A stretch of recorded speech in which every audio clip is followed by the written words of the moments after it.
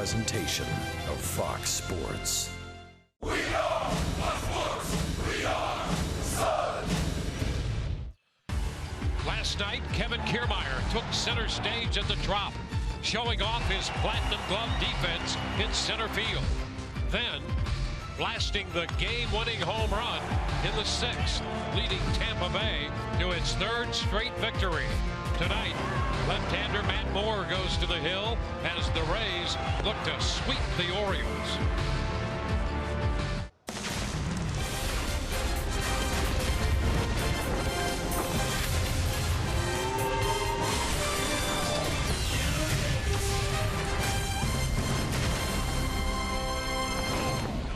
Tonight at Tropicana Field, the 8-game homestand continues with the finale of the 3-game matchup, with the Rays playing host to the Baltimore Orioles. Rays have taken the first 2 games and have gotten to the 500 mark in the American League East. Hi again, everyone. Welcome to an evening of Rays baseball with Brian Anderson, Dwayne Stats. Great to have you aboard. Pitching has been the name of the game for the Rays in this series, and timely hitting. And if you go back to the last road trip, Logan Forsythe has been a big part of all that timely offense. Logan Forsythe has been obliterating the baseball. If you go over the last 8 games, I mean, hitting for a very high average. But it's not even just the average, it's the damage done. I mean, 5 doubles, a triple, a home run, driven in a bunch of runs. He's scored 8 runs. There's the average at .419, 13 out of 31. The on-base percentage is over .500.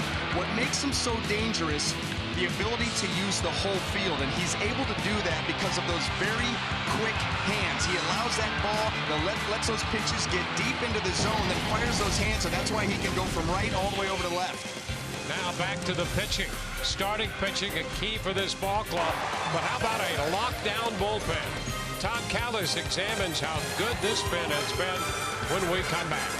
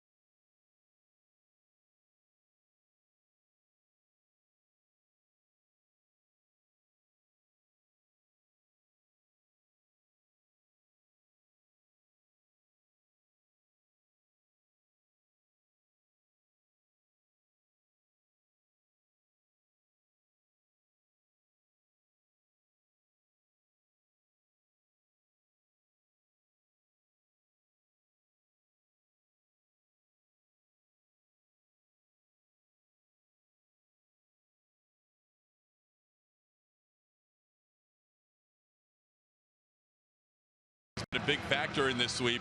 Both wins, Kevin Cash has used the same 4 guys in succession, and they have gotten the job done. Andy Romero, Erasmo Ramirez, Xavier Cedeno for Chris Davis, and then Alex Colomé. In our Toyota Inside Look, you'll see that those guys and the rest of the bullpen have not only done it in this series, but all year long. A 6-2 record with 5 saves, a 2.62 ERA. Last 8 1/3 innings, they have faced the minimum number of batters. Right in the middle of that, Erasmo Ramirez, who last night went 2 innings of shutout baseball. Jim Hickey, the pitching coach, talks about Erasmo's impressive transition. I think that really this is exactly what we envisioned. This was no type of a demotion in any sense of the word. He was simply removed from the rotation because we didn't need 5 starters, for an extended period of time, and we knew that he was resilient. We knew what he could do. He embraced the idea, and I think this is exactly what we envisioned, was him pitching, multiple innings at times, making the spot start, him pitching big innings. 5 relief appearances of 2 innings or more for Erasmo. Those guys are ready to go. Dwayne Stats and Brian Anderson. You can ask the announcers on this Web Wednesday via Twitter at Fox Sports Rays with the hashtag AskRays. You can call them if you have their number. They're currently busy, or you can email them at foxsportsun@gmail.com. We're ready for baseball. Those two are fired up and ready to go. So is the bullpen. Rays going for a sweep against the first place Baltimore Orioles. We'll have all the action with Matt Moore on the mound against Chris Tillman right around the corner on Fox Sports Sun.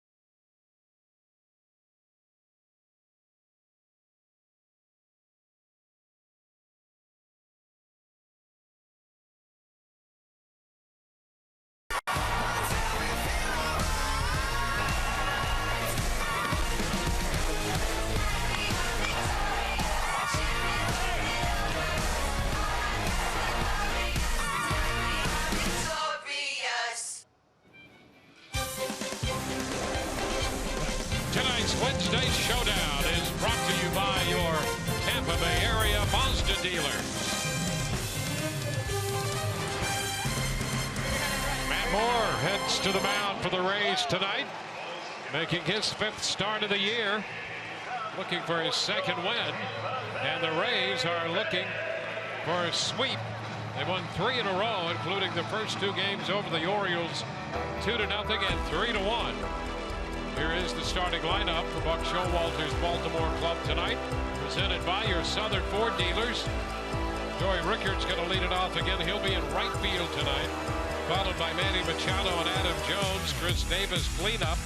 Mark Trumbo, the DH, batting in front of the catcher Matt Wieters. Then J.J. Hardy. Nolan REIMOLD is in left, hitting 8th in front of Jonathan Scope, the second baseman. Well, and for Matt Moore, he's making his 5th start of the season here in 2016, and a couple of numbers to take a look at. You look at his season numbers: 1-1, 3.60. But right here, you've got strikeouts, 26 strikeouts in 25 innings, and just the 5 walks in 25 innings, doing a very good job of commanding the strike zone and putting hitters back on their heels. Let's take a look at that Ray defense and see how it's going to line up behind Matt here tonight. Brought to you by Gold and Diamond Source. In the outfield, left to right, we have Jennings, Kiermaier, and Souza Jr. And across that infield, third to first, Evan Longoria, Brad Miller, Logan Forsythe, and Logan Morrison, with Hank Conger getting the call behind the plate. It's Kevin Cash, the Rays manager, trying to get the Rays over 500 for the first time since the 22nd of August last year at 62 and 61. Rays back to 500, 10-10, running third in the American League East. They are a game and a half back of Buck Showalter and the Baltimore Orioles. The Orioles got off to that quick start, 7 wins. They're now 11-8.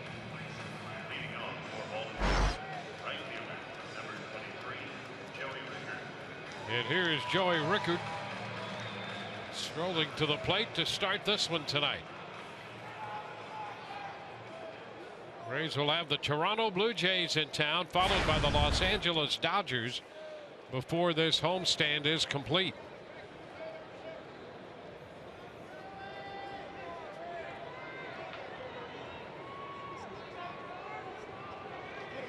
Matt Moore set to go to work. And the first pitch to the rookie outfielder is popped up straight back. That ball is out of play and is going to land in the upper deck. And back down into the lower level it goes. Strike the count. So we're underway.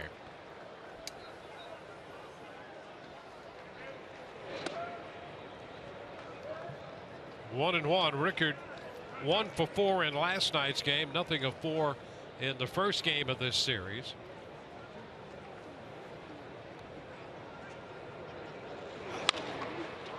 Fouls it out of play. 1 and 2. BA, what you pointed out in regard to Matt Moore, impressive that strikeout to walk ratio at 26-5 in 25 innings and averaging almost 93 miles per hour. Tops among lefties. Tops among lefties in all of baseball. Yep. There's some guys out there that can fling it a little bit. Matt Moore leading the way. You know, I mentioned Chris Sale, Clayton Kershaw, higher, average miles per hour in the fastball than both of them. And in the American League, as far as commanding the strike zone, walks per 9, only Chris Sale and Drew Smyly are better. There's a little soft liner going to be caught by Miller at shortstop. That's what's been most impressive about Matt Moore, is not just throwing strikes. We talk about his fastball command, want him to be in the strike zone, but it's been the quality of the strikes. He's not out over the heart of the plate. He's throwing corner to corner, inner third, outer third, up, down. That's what really has set him apart so far. Manny Machado. Machado up in the second spot again. And there's an off-speed pitch in there for a strike. And Moore is not afraid to use all of his pitches either. No, all, the curveball, the changeup, the fastball, but it all starts with when he commands the fastball and consistently can move it within the strike zone where he wants it, then you know already the curveball and the changeup are going to be there, and then he can start to mix and match based on the game plan.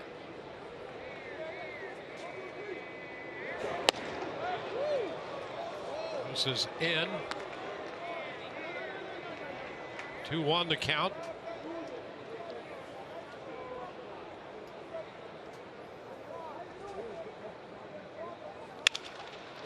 Ground ball. Miller another chance with the pickup and the throw. 2 gone.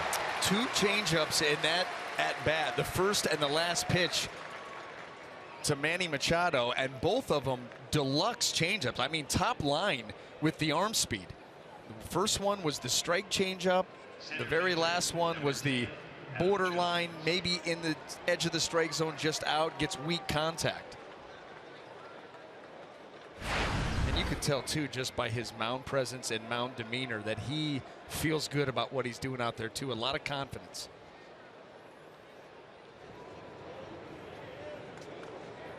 Now he faces Adam Jones. Fouls this one out of play down the right side. Jones has had some success against Matt Moore in his career, coming in a couple of home runs and 11 of 24.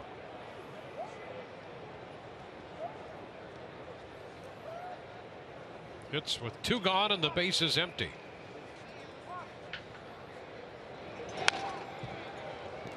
And fouls this one, a fastball. Those first 2 pitches here to Adam Jones, a guy that has had that kind of success off him, coming after him at those fastballs, those are sending a message type of fastballs. Like, I'm not backing down from anybody. You are in a fight here tonight.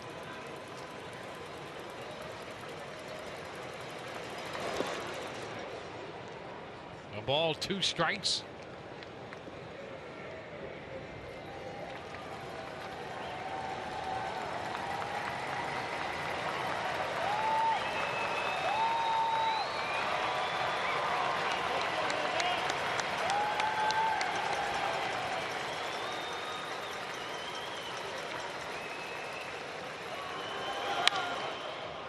The right side, that will be foul down near the bullpen and out of reach.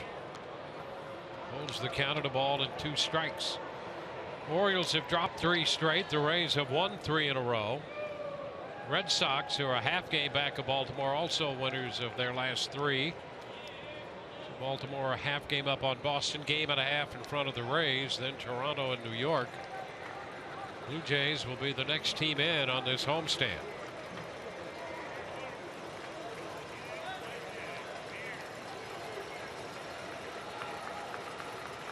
He got him. Fastball went right at him and strikes him out, picking up his first strikeout. 1, 2, 3 go the Orioles. Logan Forsythe set to lead it off for the Rays.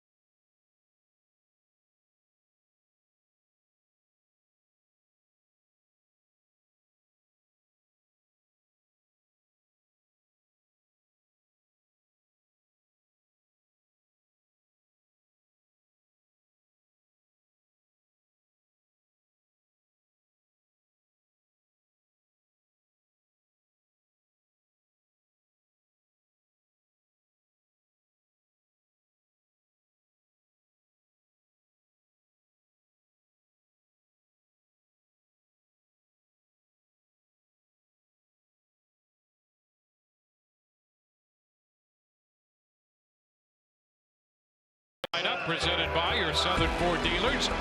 Logan Forsythe is advertised leading off, followed by Brad Miller and Evan Longoria. Corey Dickerson, the DH, that's cleanup in front of Desmond Jennings.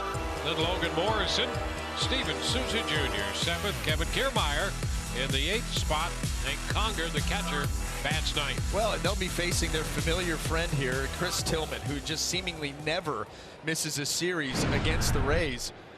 5th start of the season, a 4.42 earned run average.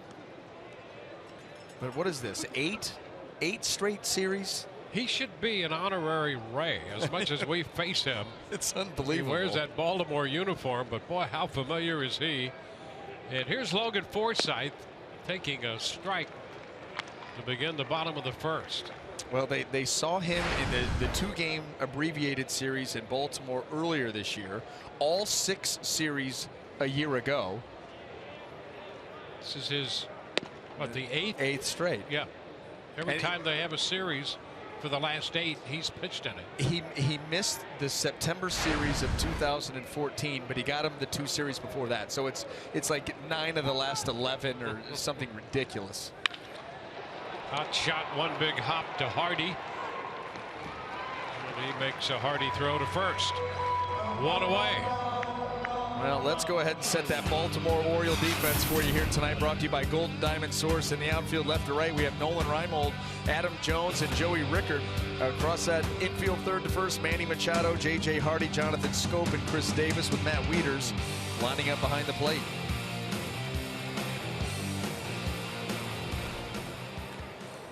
Brad Miller up in that 2nd spot, had a couple of hits last night, a double and a single. 2 for 4. Looks at 1 too high.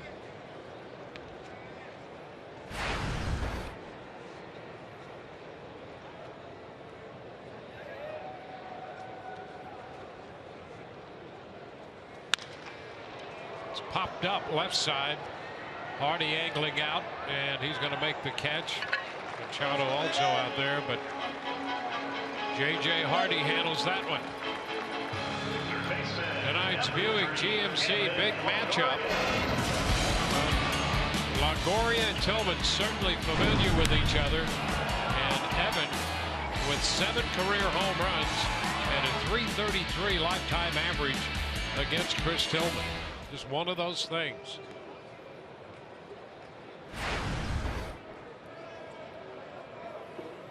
Evan 3 home runs on the year.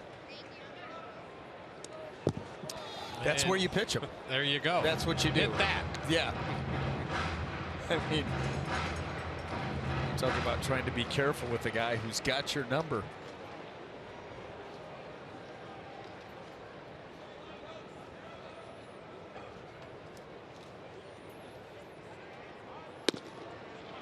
Now 2-0. Evans' first home run of the year came in Baltimore, and it came against Tillman. He's ahead 2-0. Good cut. Now 2-1. Fastball plays in the neighborhood of 93. And he is throwing the slider a bit more, loading up against right-handed hitters. That slider, there's a pop-up short right. Davis out from first base, and the Rays are up and down 1, 2, 3. We've gone through 1, no score.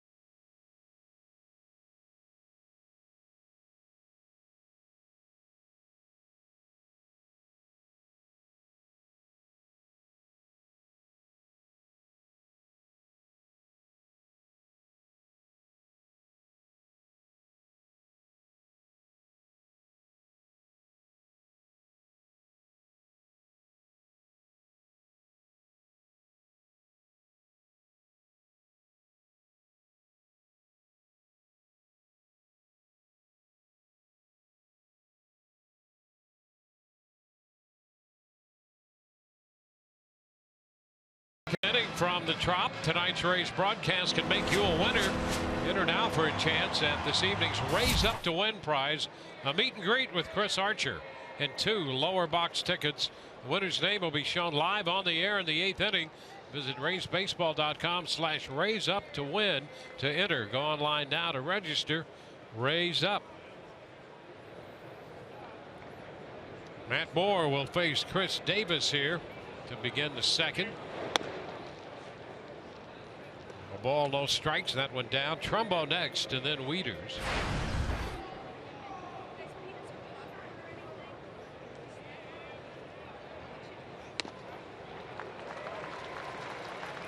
One ball, 1 strike.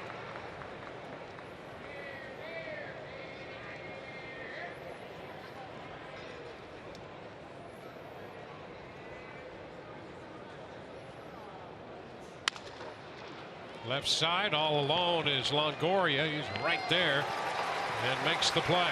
Yeah, that's where the shift is impressive. You know, of course, you pull all the guys over to the right side and line up that wall of defense to the right. But on the left-hand side, you literally have an entire open side of the field, and you've got Evan Longoria standing there by his lonesome. And watch this. What was it, half a step to his left? Oh, that's about as perfect as you could get it. Once in a while, ball will be hit directly to you, but a great setup there to retire a very dangerous hitter in Chris Davis. And here's another guy, Mark Trumbo, off to a great start. You don't get better than 373. Not in the American League. Tops in hitting in that department. 2-0. He's hit 5 home runs, 16 runs batted in. All of that with the 11-game hitting streak.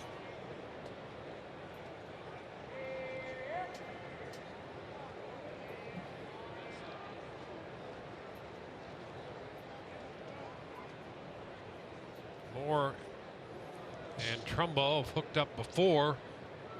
Trumbo 3 of 12 against Matt with a home run. Fastball mid-90s, and he missed. It's 3-0.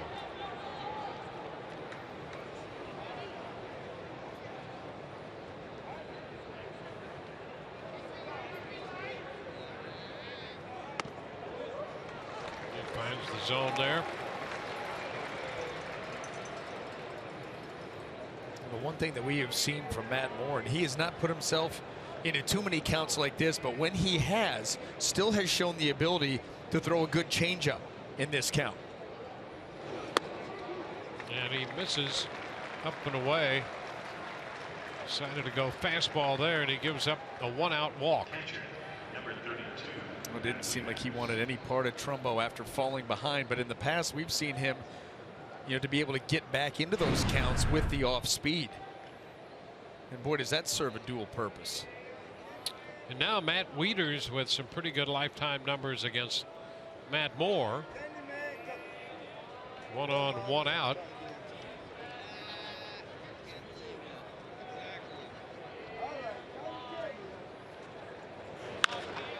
Pitch is pop short right. Souza, long run toward the line.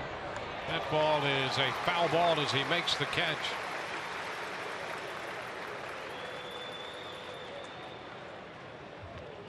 Two gone.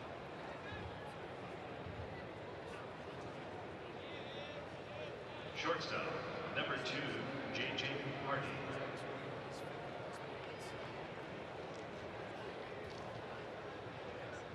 Well, J.J. Hardy will be the hitter.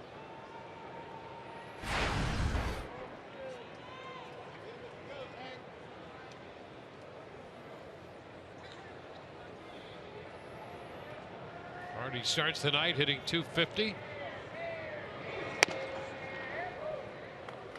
Pitch away. The Rays have a bit of a shift with Forsythe just on the shortstop side of the bag.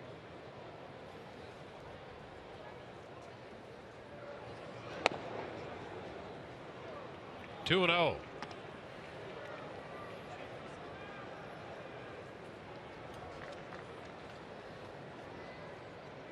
Hardy was on twice last night with a double and a walk. 0 for 3 the first night. Matt comes back with a strike.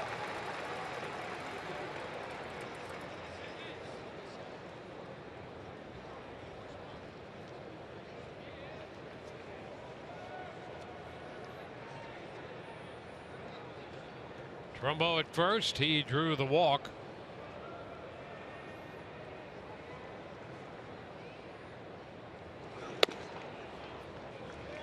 And now it's 3-1. So Hardy ahead in the count.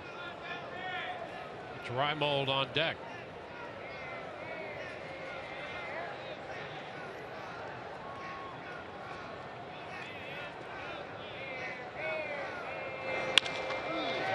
Base hit through the hole. Trumbo stops at second. And Hardy is aboard, 2 men on with 2 men out before REIMOLD steps up here. 2 on, 2 out. You know, it looks like right now the release point of Matt Moore a little bit inconsistent. He's put himself into some bad counts and forces you here. You know, when his fastball's out over the plate and it's got some elevation, you can get that swing and a miss and the pop-up. When it's down there around the, you know, the thighs, that area, you know, a guy can get a good swing on it. And J.J. Hardy had to hit that ball hard to squeeze it between Miller and Longoria. Well, now REIMOLD in here against the lefty.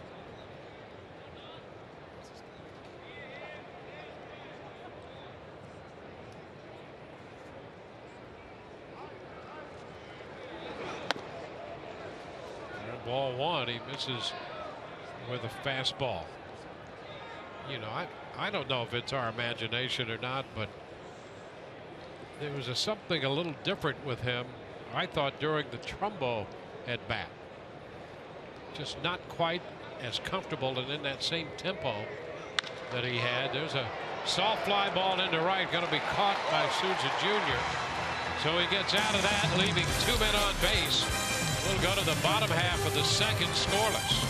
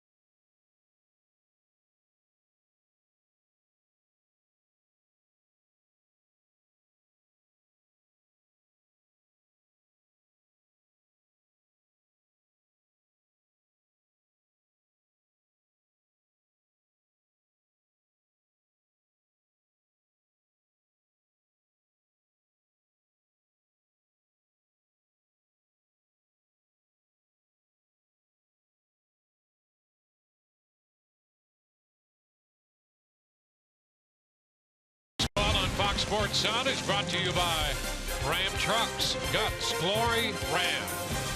By Bright House Networks. Visit brighthouse.com. By your local Toyota dealers. And by Furman, the Bay Area's first name in Chevrolet. On to the home half of inning 2. The Rays are facing Chris Tillman, concluding their series against the Baltimore Orioles. Corey Dickerson will lead off the bottom half of this inning.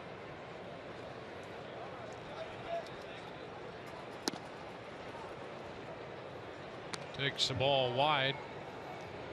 It was the curveball that didn't have a lot of bite to it. We've seen teams do that here with Corey Dickerson, even first time through the lineup, early off speed because he's so aggressive with the swing. And this is what you hope for. A couple of misses with those off speed. Now a 2-0 count. Looking for a pitch to drive here.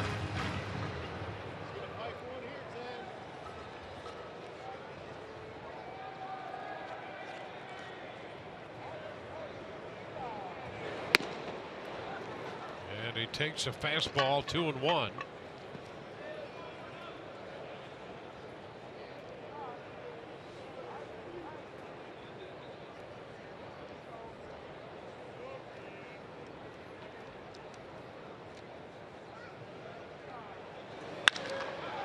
High fly ball into left. REIMOLD initially breaks back, now comes in a little bit and adjusts to his right and makes the grab.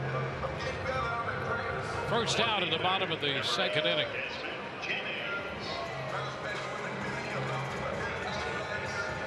We'll get Desmond Jennings to the plate, who drove in a run last night in the third inning. A sacrifice fly. And the first one the Rays have recorded all year.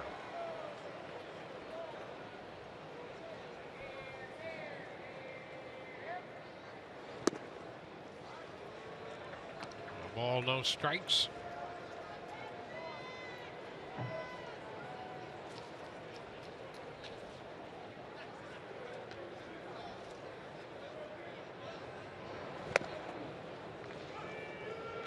Fastball on the corner.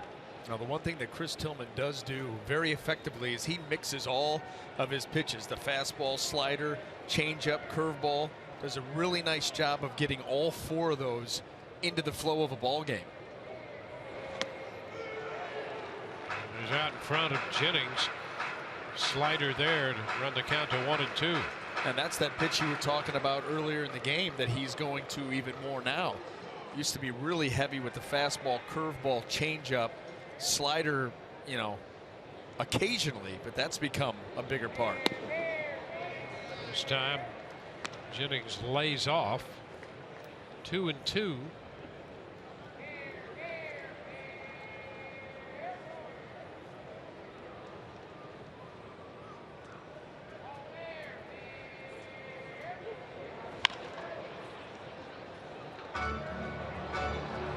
Tillman, originally from the Anaheim area, Anaheim, California.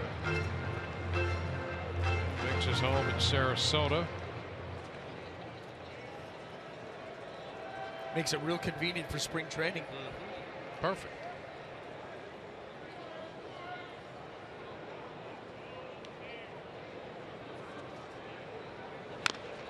It's a little tapper foul.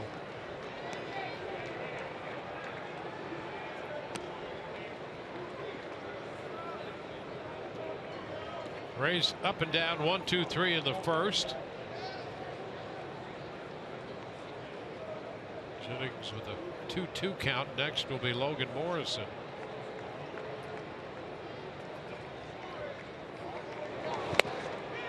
Jennings out on strikes.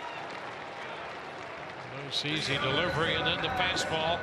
Be sure and get in on the action with exclusive on-field seating right in the Papa John's bullpen box. Host your group of 50 to 85 in this private party area and make long-lasting memories. Reserve the Papa John's bullpen box by calling 888-FAN-RAYS or emailing groupsales@raysbaseball.com. Limited dates do remain. Now Logan Morrison. Pitch is high.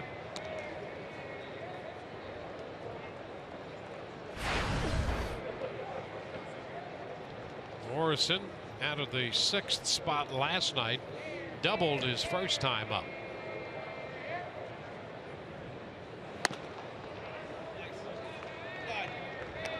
Two and nothing. Kevin Cash essentially flipped Miller and Morrison and Miller. Morrison was out that number 2 spot. Now down in the 6th position with Miller hitting second. That's a strike. 2-1 the count. And it seems like, you know, I mean, through the first few weeks of this season, that he has not had too many counts in his favor. Feels like every time Logan Morrison steps in the box, he steps in at 1 and 2 with not a lot of room for error. You hope some counts like this can really get him going and get him hot, because he is streaky. Now 3-1.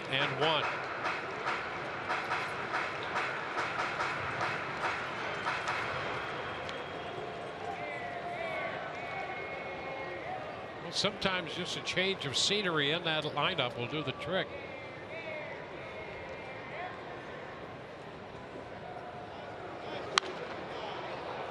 Foul back.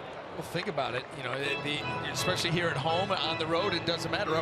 On the road, you're up first, so you're right up there, ready to go on the on-deck circle when the game starts. As soon as you come off the field here, you're in the on-deck circle. This, moving down to the 6th hole, you kind of allows you to get into the flow of the game, see some ABs before you then head to the plate, and maybe, just maybe, that's a little spark that gets him going.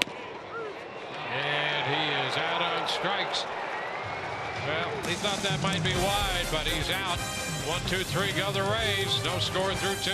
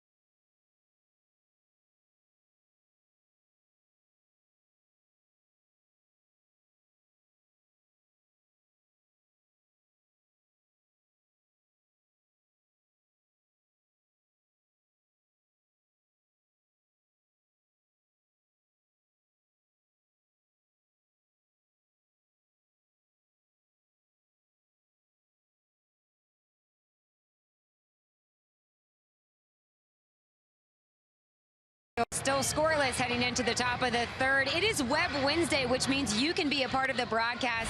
Send your questions to Dwayne and BA using the hashtag AskRays on Twitter and FoxSportsSun@gmail.com. We're coming in hot for question 1, guys. So just to let you know, I hope you're ready. This one's from Peter from Brooksville. 20 games in, how do you see this AL East division shaping up? It has everything that we thought it might be, and more and less, all at the same time. If there was ever a division for the taking, this is it. And I'll give you one reason why.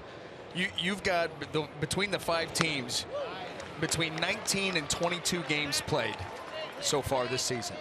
When your first place team has lost 8 out of 12 games and has only played 19, your division is pretty crummy and wide open at the same time.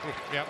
I mean, so it is there for the taking. I mean, they've lost 8 of 12. You do that in the middle of the season, okay, and you end up, you're still in first place. You lose 8 out of 12 and you've only played 19 games and you're still in first place. That's pretty mediocre at best.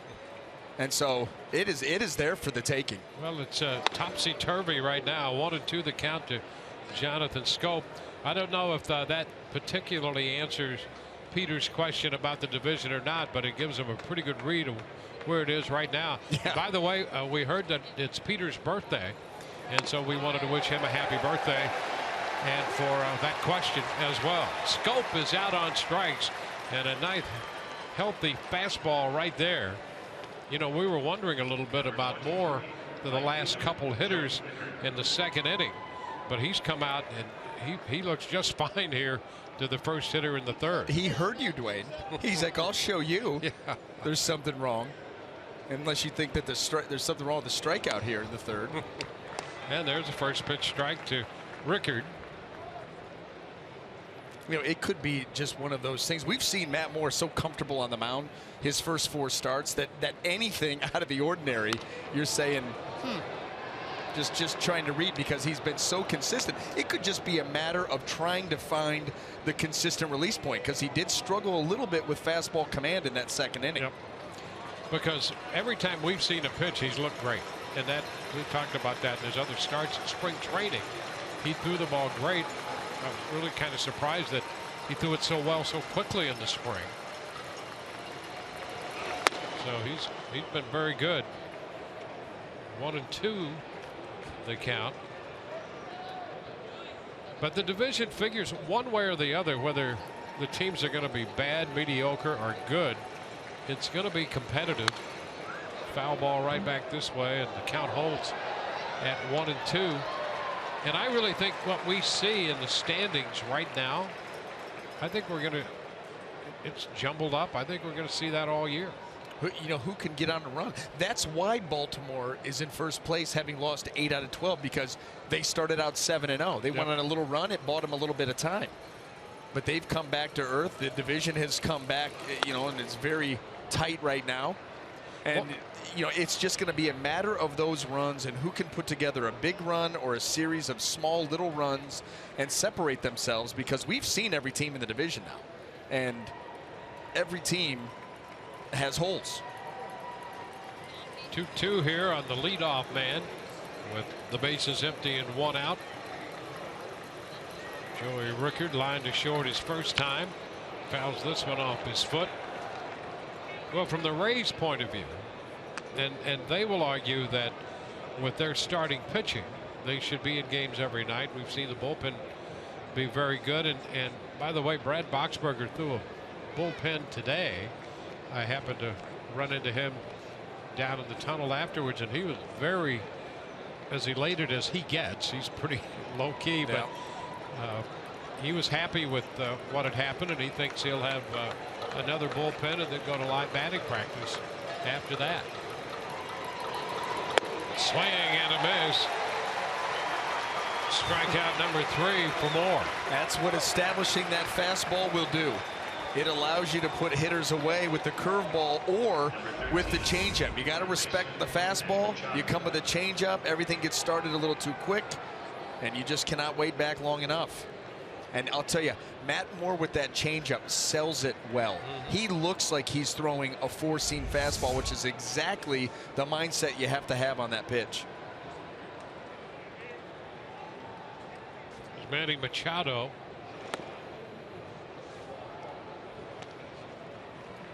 1 ball, no strike. So I guess from the Rays' perspective in the East, what they would hope for is that the pitching is as good as they think it is.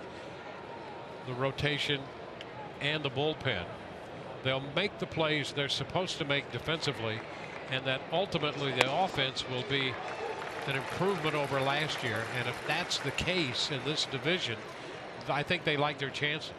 I could not agree more. I mean, and you've got to figure that the offense is going to improve, and it doesn't have to be otherworldly, but you put it along with that pitching staff. I also like the fact that in that pitching staff, they have depth. Right now, you can put Erasmo out in the bullpen to help shore that up until Boxberger comes back. You've got Alex Cobb working his way back. You've got Blake Snell in reserve. We saw what he was capable of. This is Forsythe from the shortstop side of second, getting Machado. 1, 2, 3. Bottom half of inning 3 coming, no score.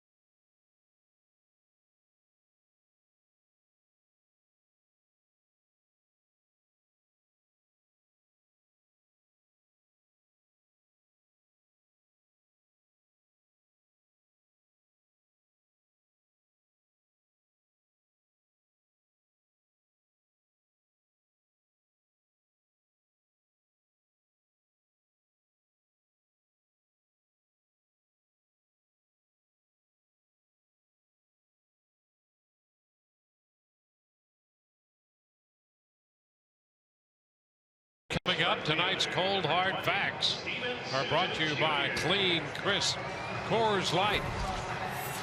Rays come in 10-10. They've turned it around, and you can see what it takes to go 3-7, and then what it takes to go 7-3. That run production goes from 2.4 to 4.6. I mean, in a nutshell, that's it. Average slug, ERA comes down a hair, but the offense is the big jump. Yep. No reason to think that that can't be sustained. Yeah, and I think you're right. No one's expecting over-the-top offense, but expecting certainly better offense. And I think what we've seen recently is more in line with what they've expected and hoped to be. Well, this team, if they can tighten it up with runners in scoring position and be a little bit better situationally, we know that they're going to be able to power the ball out of the ballpark. They've got a number of guys. I think it was as of yesterday's ball game, they had 10 different hitters in this lineup that had at least had a home run, at least one home run. So you've got a lot of different guys that can knock the ball out of the ballpark. You get a little bit better situationally, you got a chance to score runs in different ways, it'll be better. Hard line drive into left, and it's caught by REIMOLD.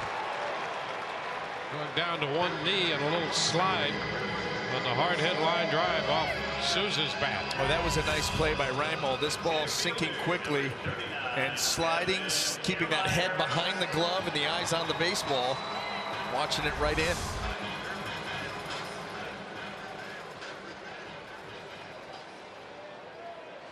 I was sad to see that the Baltimore Orioles, when they had to make the move the other night for Kevin Gausman, they had to send down Ryan Flaherty. Because between Ryan Flaherty and Nolan REIMOLD, I think the both of them combined have been in the Oriole organization for like 40 years. And they've been handy for the Orioles. Hey. I mean, it seemed that Flaherty played everywhere and sometimes batted every inning. It seems like it. It did seem like it. And REIMOLD, he just continues to pop up. Kiermaier takes the pitch high. Kevin hit the big home run last night in the 6th inning. He's had a nice run as of late. Took a good cut and fouled that one back. The Toyota keys to the success. See the first 10 and the last 8. And all 3 of the home runs in the last 8 games. And I like the on-base percentage, getting up near 370. More times you can have him on base, the more issues that he can give a defense and a pitcher. Well, this was a big one last night. What a mistake by Jimenez. The one spot that Kevin Kiermaier could hurt you, that was in an 0-2 count. And he turned and burned, and that was the difference in the game.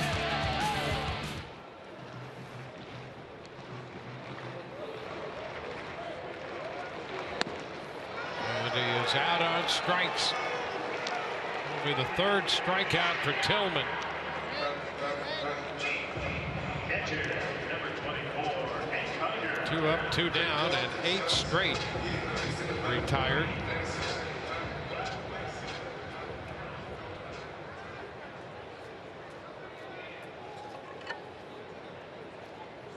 There's Hank Conger.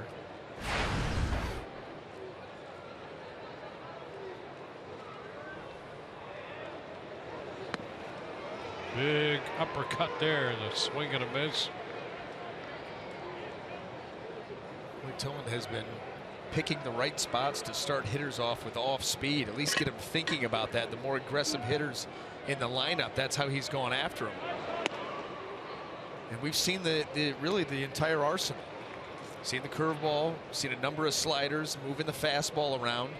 Yeah, he hasn't hit anything, about mid-30s in pitch count here. You face a team every other week, you really can't hide anything. No secrets left. 2-1.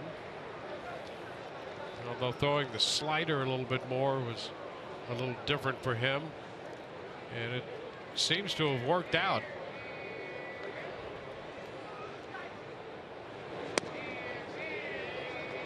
Three and one now.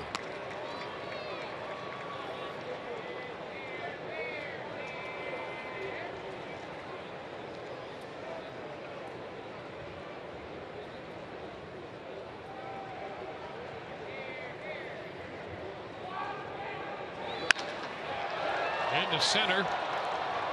It's Jones putting it away. 9 in a row, retired by Tillman. Scoreless onto the 4th.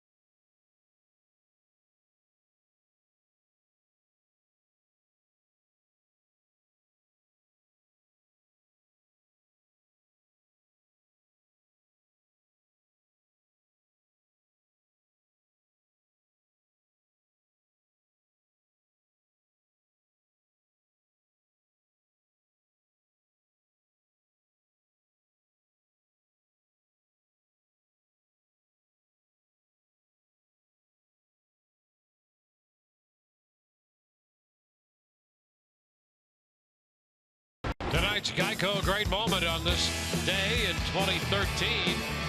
Matt Moore improved his record to 5-0 with a 113 earned run average, covering 5 starts, setting a club record for the month of April in wins and earned run average. You may not agree with me, Dwayne. People, I mean, everybody may not agree with me, but I will say this. How could that be? Well, because this is going to be, it's going to fly in the face of those numbers. Okay. I think Matt Moore today is a better pitcher than he was then. I would not disagree with that. I think so. I mean, those numbers are fantastic, and I mean, they're out of this world, no question about it. But as far as pitching acumen and an understanding of what you're doing out on the mound and how to mix and match pitches, I think he's better now. You know, it's I hear what you're saying. Adam Jones up here 1-0. Like that. Exactly. Like that. There's that changeup, a beautiful pitch, and I think, ironically, he's come back from Tommy John surgery, came back, struggled, went back to AAA, and then came back and pitched well. And from what we have seen, he's come back a much more complete pitcher than he was before the surgery. And when the game is taken away from you for that long, there's a lot of rehab, physical rehab with the elbow and the body. There's a lot of mental rehab too. You know, what could I do better when I come back? What you start thinking about things that you've never been forced to think about before. You've always played, you've always pitched. You've never had a year and a half off. Figure some things out. Yeah, hopefully all of us, as time goes by, add increments of maturity. But what I see in him, and not that he was an immature pitcher or person, but he is more mature now, it seems, in his approach to pitching than he was before. That's one of the exciting things. I mean, it helps that, you know, he's averaging almost 93 miles per hour, best of any qualifying lefty. But it seems to me it's more than that. It's that and the complete package here.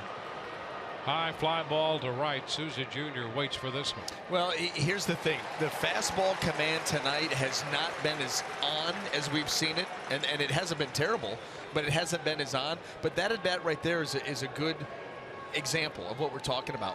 First pitch fastball, 1-0 changeup to get back in the count. Goes full count on a fastball up and in, full count changeup away to get a fly ball with a good fastball hitter. And by the way, previous at bat had struck him out on a fastball in. Opens up that changeup away. Just smart. As Davis takes the ball.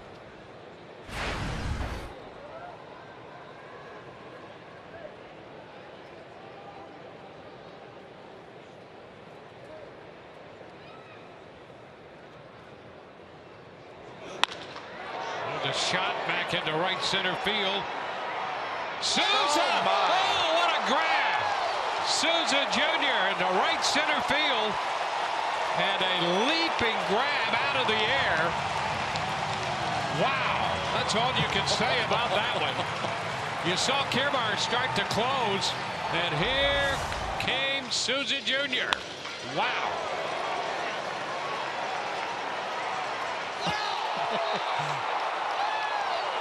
That is ridiculous. What a play. We've seen some great catches in the outfield for the Rays. And look at Matt Moore. He's fired up over that. And why not? An unbelievable grab by Steven Souza Jr. in right center field. Left his feet, grabbed the ball, landed, and a little bit of a hard landing, but everything is okay. And what a catch. Think about the amount of ground that this outfield can cover. We just saw from Souza Jr. You know what Kiermaier can do, and you've got Desmond Jennings in left.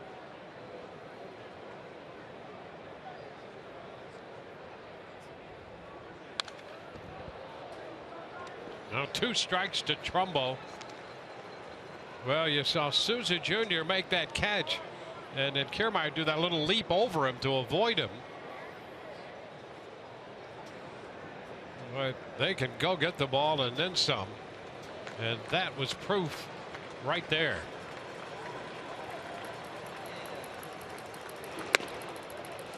That's a good pitch.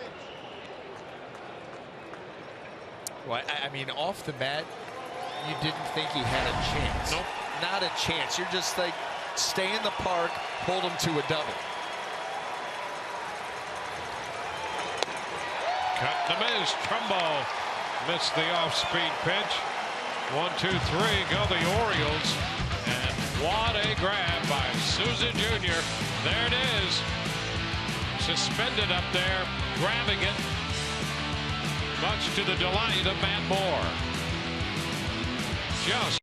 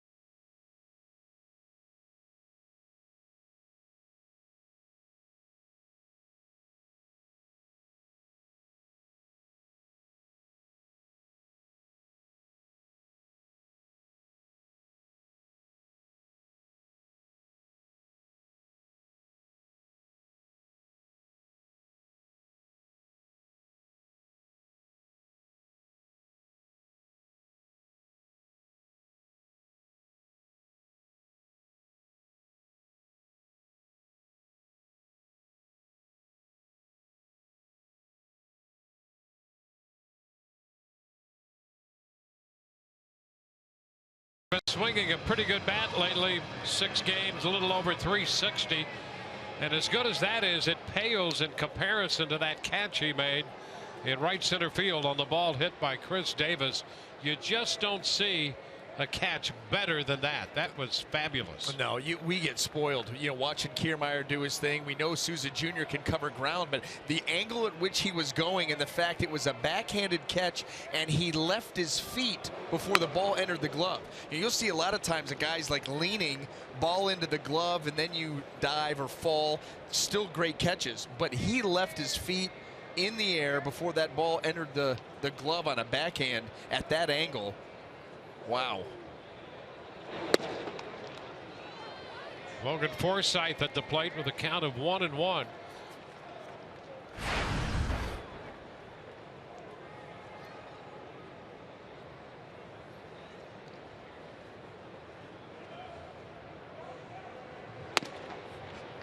Upstairs. 2 balls and a strike. Forsythe, Miller, and Longoria due up against Tillman. Rays looking for their first base runner. 9 in a row retired by Tillman to start the game. 3 strikeouts his first time through the lineup. And that strike will run the count to 2-2.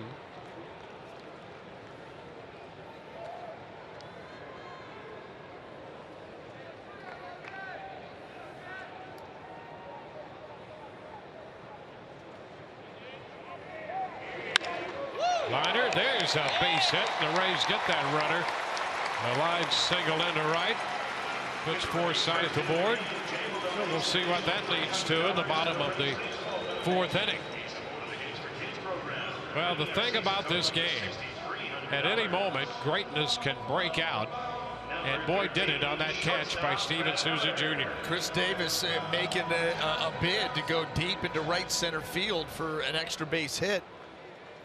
And now is able to be run down there. We'll get to that. We're too busy. Need to talk about Logan Forsythe and the fact another base hit the other way.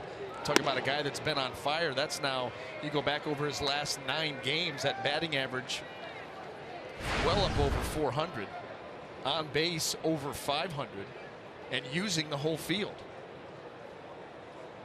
Well, the leadoff spot certainly agrees with him. Boy, I mean, a perfect fit for what the Rays are trying to accomplish in this lineup. 2-0. There was some question about that when word first got out. They were thinking about letting him lead off, but when you look at the kind of hitter he is, he can wait, quick hands. He's willing to accept any challenge. It just makes sense in hindsight. What a move.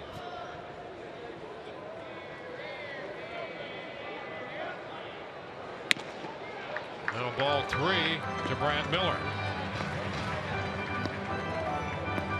Well, when was the last time that Chris Tillman was pitching out of the stretch? Maybe the last warm-up or 2 each inning, but not, I mean, not really. Has not been in the stretch, and immediately is behind 3-0.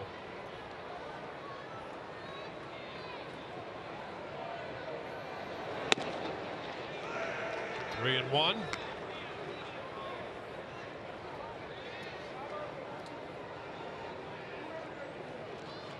Miller with a home run, 5 doubles.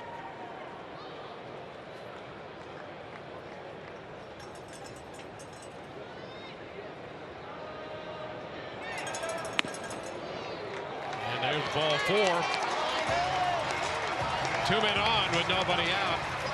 One more look at that great catch by Steven Souza Jr.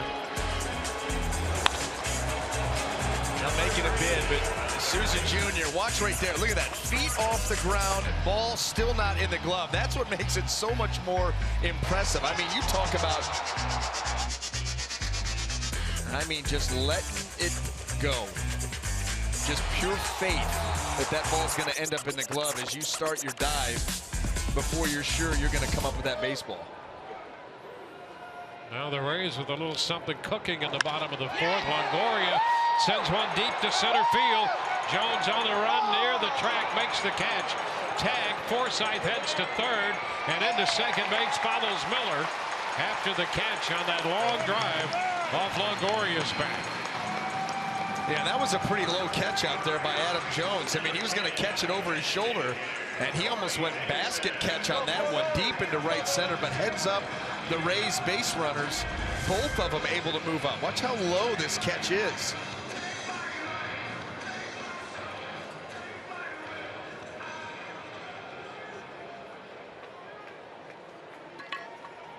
The man does know what he's doing out there. Covered some ground to track that one down. Now the Rays with 2 men in scoring position for the left-handed bat of Corey Dickerson.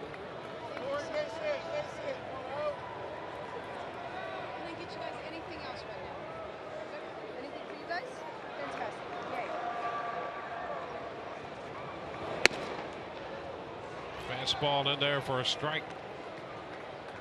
Now this is one of those situations we were talking about earlier in the game. Situational hitting. Second and third, less than 2.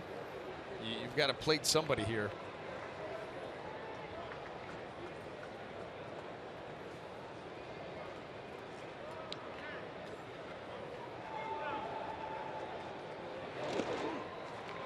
We'll take the count to 1-1.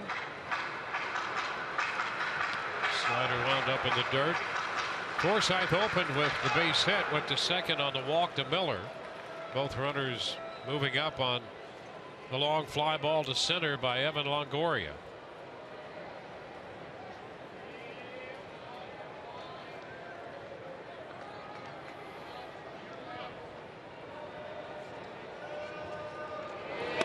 Ooh, a big cut and a miss there. That pitch caught plate, and Dickerson very aggressive. Yeah, the slider that just stayed up, and well, that was almost middle in, and Dickerson taking a rip at that one.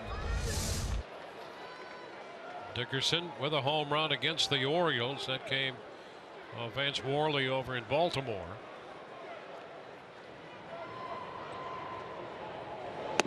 Oh, and another big cut, but he's out on the fastball. Best fastball velocity-wise that Tillman's thrown all night. Just challenged him down in the zone, 95. Boy, he needed a strikeout. He was able to pick it up here.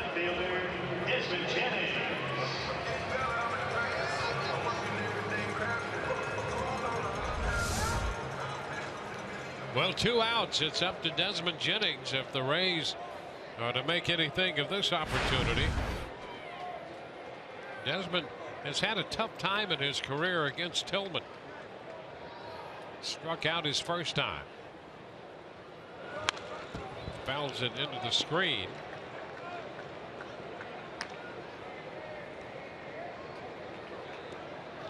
Desmond came in just 2 of 22 against him. Time to start turning that around.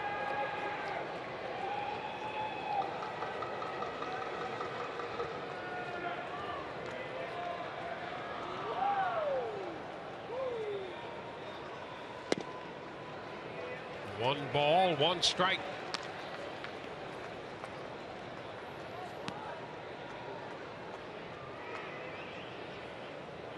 Each team with 1 hit.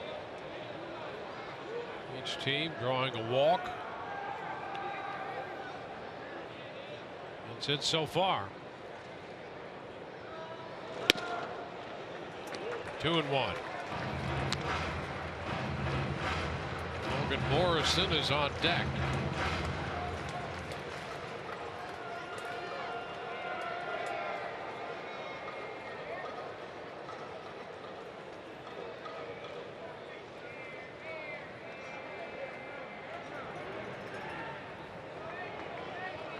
Tillman stepping back right there.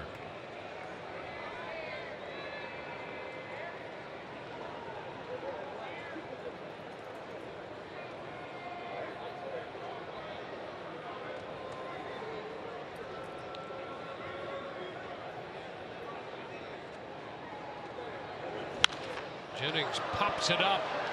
It's a foul ball coming straight back to the screen, playable, and Wieters makes the catch. Rays threaten, leave 2, no score through 4.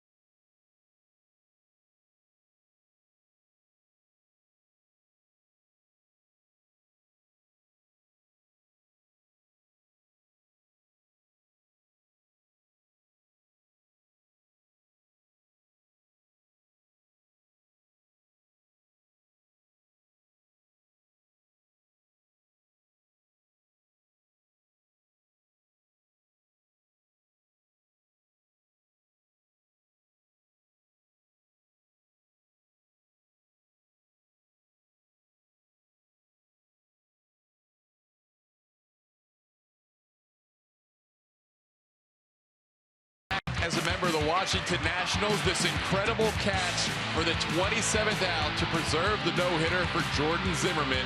What a catch it was in his final stand with the Nationals. And then maybe his second best catch of his career coming tonight, guys. Going deep into right center field, Kevin Kiermaier kind of holding up and watching as Souza made this incredible leaping catch to rob Chris Davis.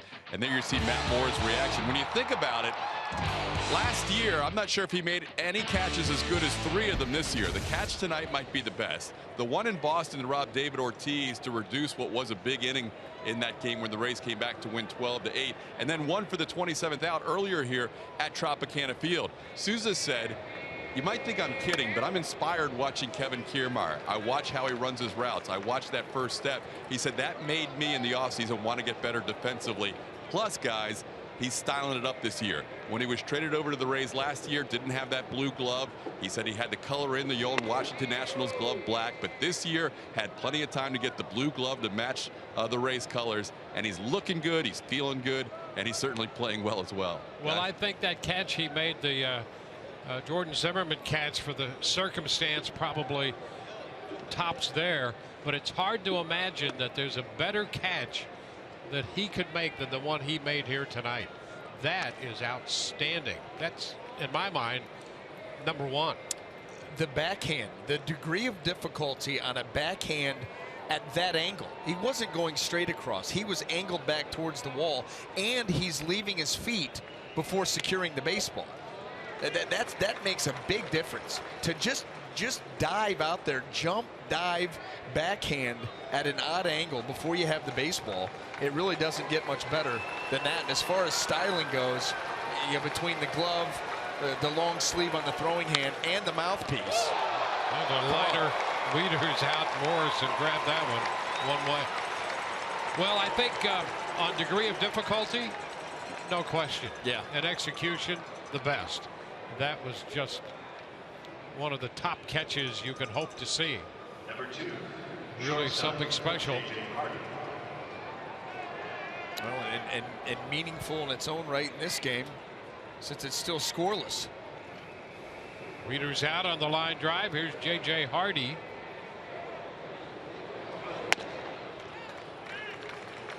Strike one. Interesting, the comments that Todd mentioned there. Now Souza Jr. inspired by Kiermaier. And it's like that competition in the rotation we sometimes talk about.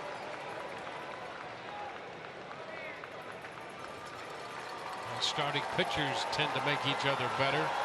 Well, in this case, that might be going on out there with Kiermaier and Souza Jr. Still 2 strikes to Hardy. Well, yeah, you watch a guy and all the recognition he gets for his defense, the runs that he saves, you know, all of the different acknowledgments of that skill, and you say, wait a minute, I can cover some ground too. I'm pretty fast, got a pretty good glove, I can do the same thing. And so you just push to make each other better. And oh, by the way, in the meantime, you're helping out your pitching staff and your team at the end of the day. Run prevention. Yeah, you become the pitcher's best friend. Oh boy. Pete. You know how you buy those offensive linemen, you get them a nice watch or whatever it may be. Yeah. Do that for your outfielders. Strike 3 call. Hardy, the second out of the inning, 5th strikeout. Well, this is a changeup. You see it right there. Out over the plate, and J.J. Hardy just gets locked up. That ball catches a lot of plate, but you're fooled by the arm speed and then the actual speed of the pitch when you recognize it. Here's REIMOLD. Pitch up. That's, as we mentioned, 5 strikeouts. I think the last 3 may have all come on changeups. You got a couple with the fastball early. Let's see. 2 outs, nobody on. The 1-0 pitch up, 2-0. Yeah, it's been an effective pitch for him. It's been an effective pitch for him, putting guys away, getting ahead of them, getting back even in counts. 3-0. Well, the organization has that reputation anyway of a healthy appreciation for the changeup. We saw how important it was for Archer the other night to get ahead. Good fastball, and then that changeup in the mix early was great. Changeup, a big pitch for Matt Moore. He just walks REIMOLD. Missed for the fastball.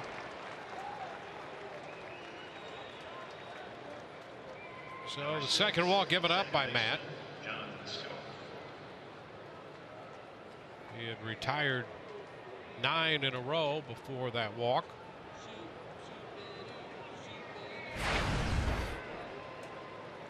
And now it'll be Jonathan Schoop.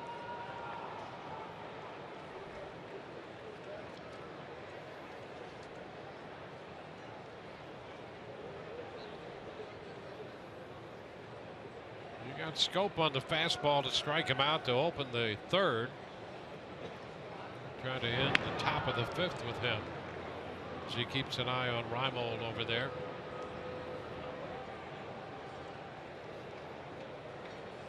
White Sox and Blue Jays in the bottom of the fifth inning in Toronto. No score in that one.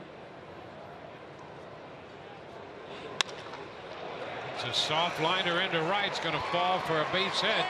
Kiermaier with a pickup. Throws back to second. Over to third goes REIMOLD. And Schoop makes it a first and third 2-out situation for the top of the order. It was the first Oriole hitter that we've seen all night be able to stay back on the changeup. Look at Schoop, recognizes it, stays back on it, gets down and through it, and just serves it out into right center field. That was very well done by the Orioles second baseman. Suddenly a threat by Baltimore. A 2-out threat, first and third. Joey Rickard, the top of the order. He's lined to short and struck out. And a long one to left on that first pitch. That ball is gone. A fastball. And Rickard hits it out to make it 3-0. Twice Moore had retired him on the changeup on a line drive and a strikeout. First pitch fastball, and he nails it. Well, the fastball command has not been as sharp as in previous starts. A lot of those pitches out of the zone. This one out over the heart of the plate on a first pitch. And boy, Rickard head down, solid swing, big lead. His second home run of the year, and Baltimore suddenly strikes with 2 outs, putting a 3 mark up on the board. Now Machado takes a strike.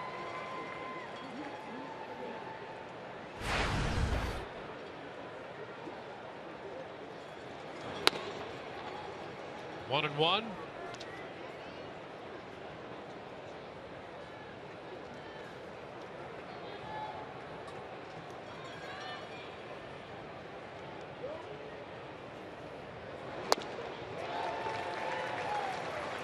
Ball 2 strikes.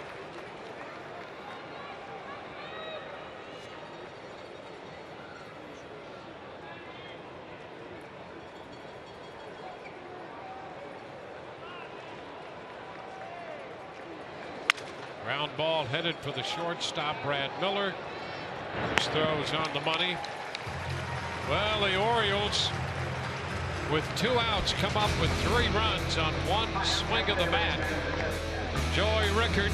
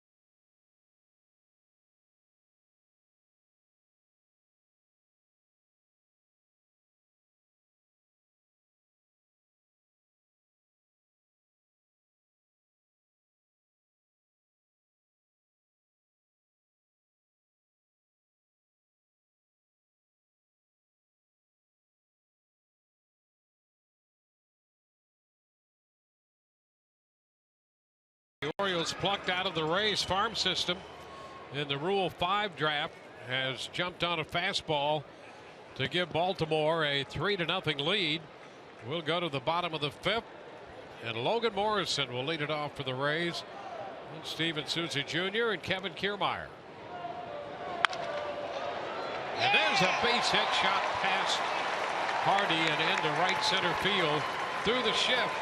Base hit for Logan Morrison. Well, they had him defense properly, but Logan Morrison just decided to power it through that shift. The Rays look to answer here. You see J.J. Hardy. Boy, a one-hopper right by him. That ball was scalded. Well, the Rays trying to build an inning. They missed a chance in the 4th. When the first 2 men were aboard, they left 2 men in scoring position. And here's Steven Souza Jr.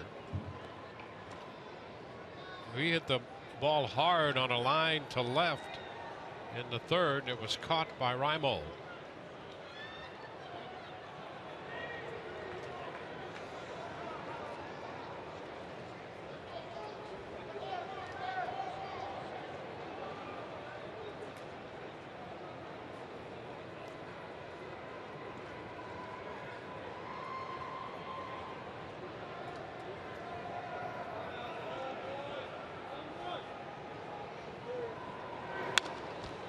Foul right back into the screen. Fastball.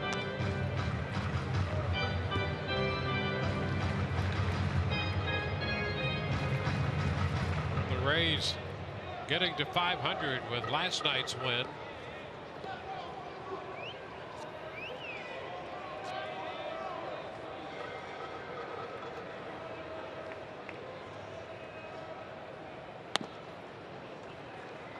One and one. Close take by Souza Jr. Kevin Kiermaier on deck.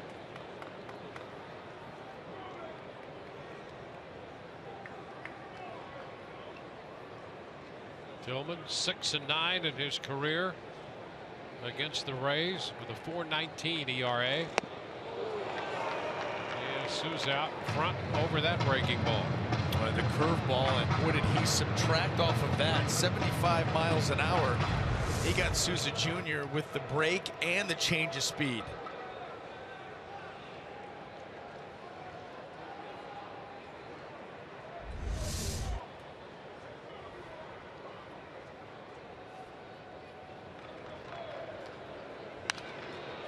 Comes in with a fastball. He fouls it back. Souza Jr. on play, holding the count. And 1-2.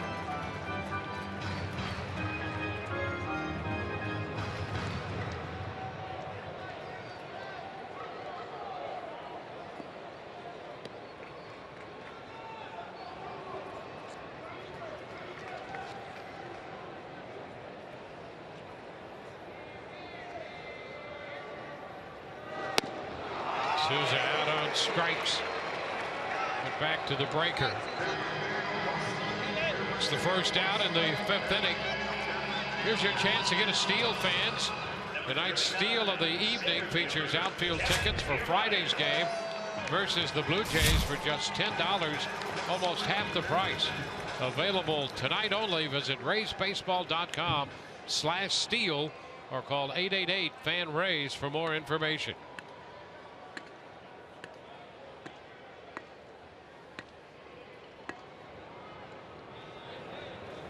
Now Kevin Kiermaier popped it up, foul, carrying out a play.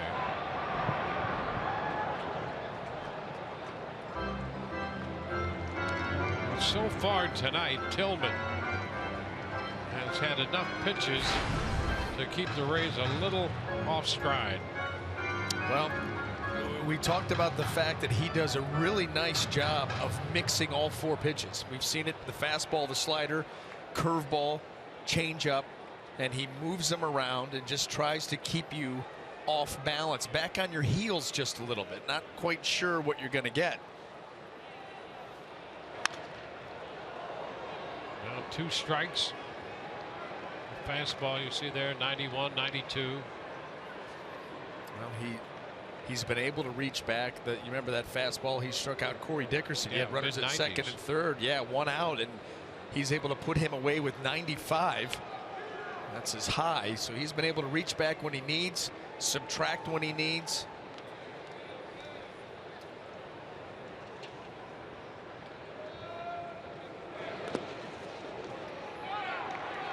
It's a ball and 2 strikes. And a guy like this right now, the way he's throwing, if he does make a mistake, you've got to capitalize. But you've got to press him a little bit, put the ball in play, force the defense to make plays. Just try to battle him and give yourself a chance. Only down 3 runs, still got half the game to go. Fly ball lifted toward left center. Jones on the move is going to get there to track it down. And Morrison, who'd gone all the way to second, heads back to first. Well, Jones covered some ground on that one for Baltimore. Now, the capabilities of these outfielders, you think about Kiermaier and Jones and Souza Jr. That was a changeup left up, but Jones was shaded well, got a good jump, and he can cover ground and make great plays. This one ends up being pretty standard. Well, remember last night in the first inning when the ball popped off the bat of Adam Jones to center field, and Kiermaier went back and made a great catch then. And Jones covering some ground on Kiermaier's fly ball toward left center tonight.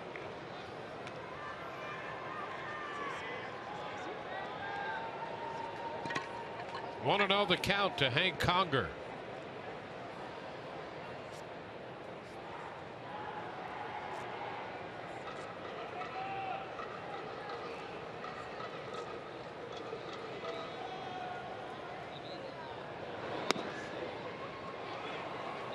Ball, 1 strike. Conger, a switch hitter, and one of the things the Rays liked about him was his offense from the left side.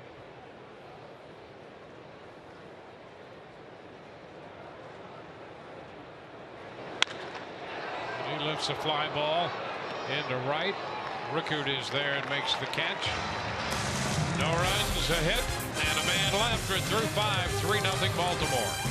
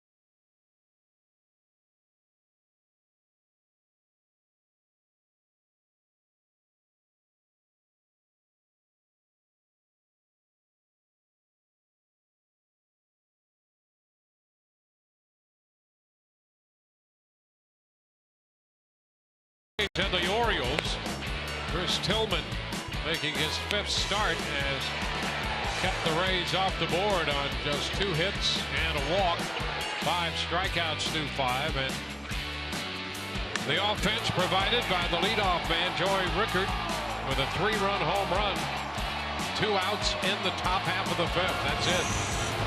And that inning, there were 2 outs, nobody on, and then it was walk, single the other way, and a changeup by Scope and a first pitch fastball to Rickard. That being the difference in the game. With very little margin for error in this one. Middle part of the order for the Baltimore Orioles now in the 6th. Adam Jones, And Chris Davis and Mark Trumbo due up. Ground ball, short. Long throw, and right there on the stretch, Morrison comes up with the throw. And Adam Jones is the first out. Around to Chris Davis. First baseman, number 19, Chris Davis.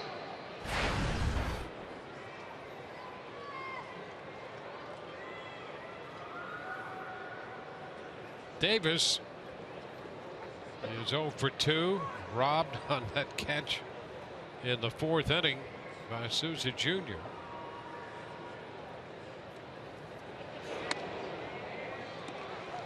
There's a first pitch strike.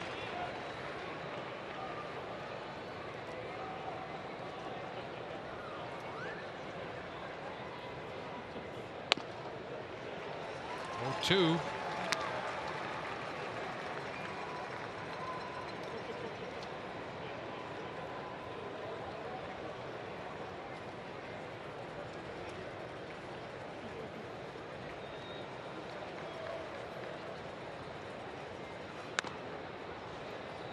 Ball and 2 strikes.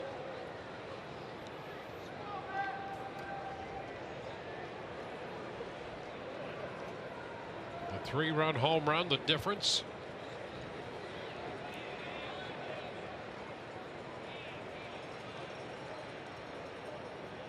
For Matt Moore, it's just right back to work. Just 81 pitches here, 5 1/3 innings.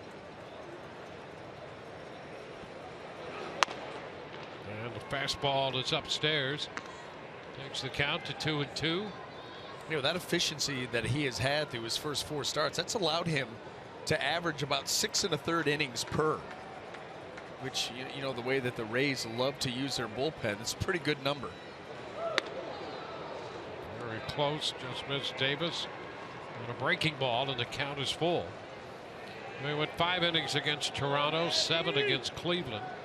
6 1/3 against the White Sox, 6 2/3 in New York against the Yankees. 1 out into the 6th inning of this game.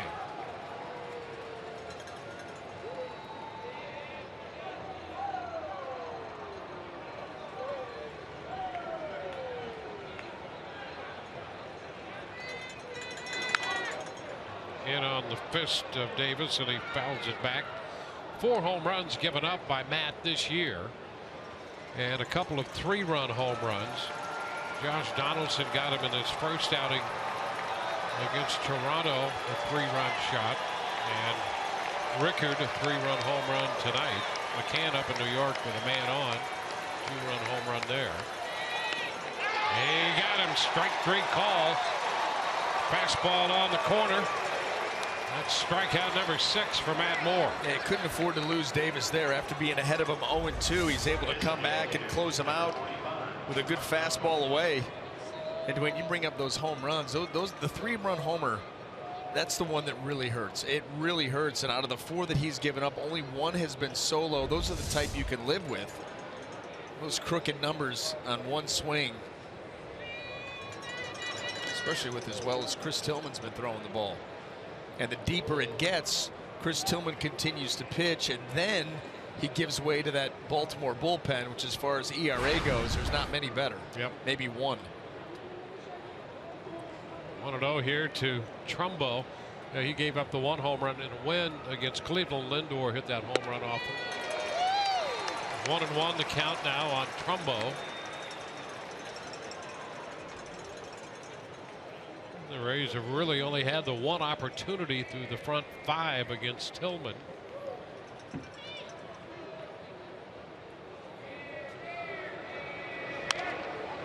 Popped up, foul, and will carry out a play. And the real secret, I don't know if it's a secret, but the way to beat Baltimore is to keep them in the ballpark. Oh yeah, I mean that's their offense design. You know, they don't walk a ton overall. They don't steal bags. They're not a real good team, you know, in situational hitting. I mean, they're really hit the ball out of the ballpark. Now, they got a lot of guys that can do that, and they can put them up in bunches. But, boy, you keep them in the ballpark, and you'll beat this team. 1-2 the count. Trumbo working on an 11-game hitting streak.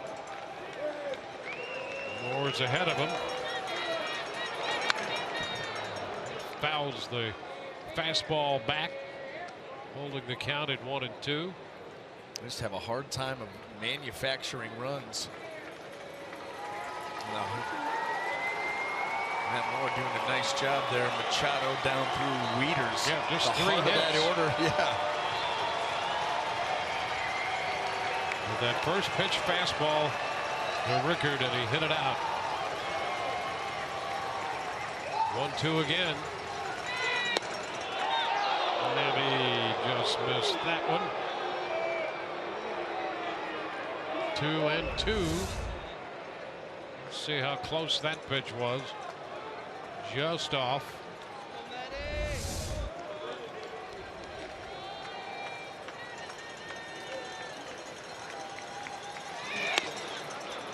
And wide by a greater margin on that pitch.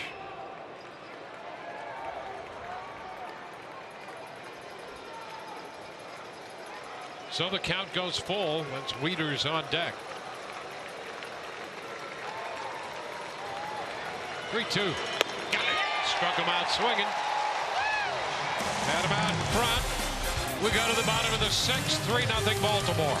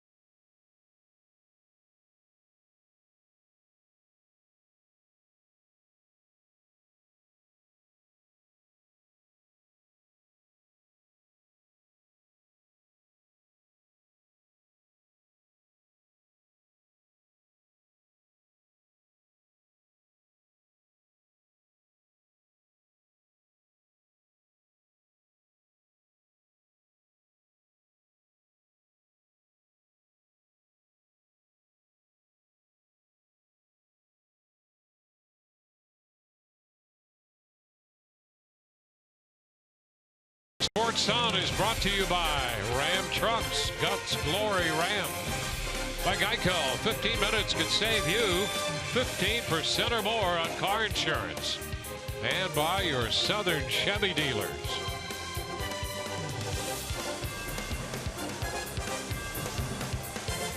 (3-0) Baltimore. Rays coming into bat in the home half of inning 6 with the top of the order, Logan Forsythe, to lead off against Chris Tillman. Miller next, and then Longoria. The first pitch is off speed with a breaking ball in there for a strike. Forsythe singled in the 4th. That set up a threat, really the only threat the Rays have had tonight. They had been at first and second on a single and a walk, and a fly ball advanced him to second and third.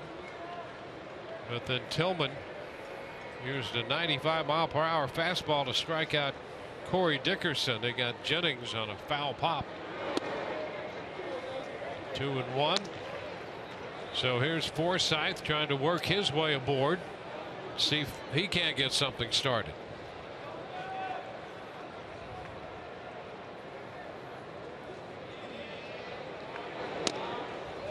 Three balls and a strike.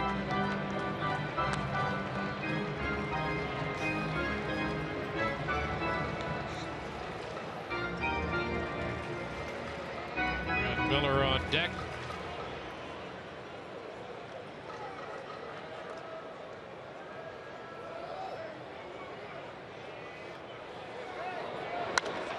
Fouled it right back, out of play. Full count.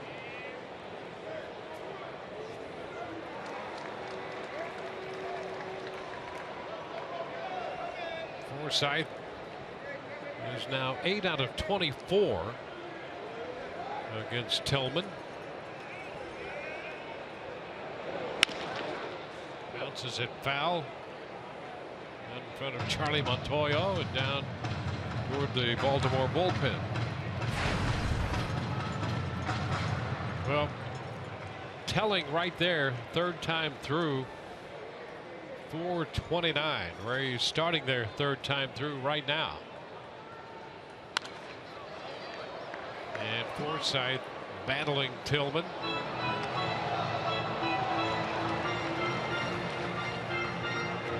We've now seen 7 pitches in this at bat, which makes it the most extensive at bat the Rays have put up against Tillman.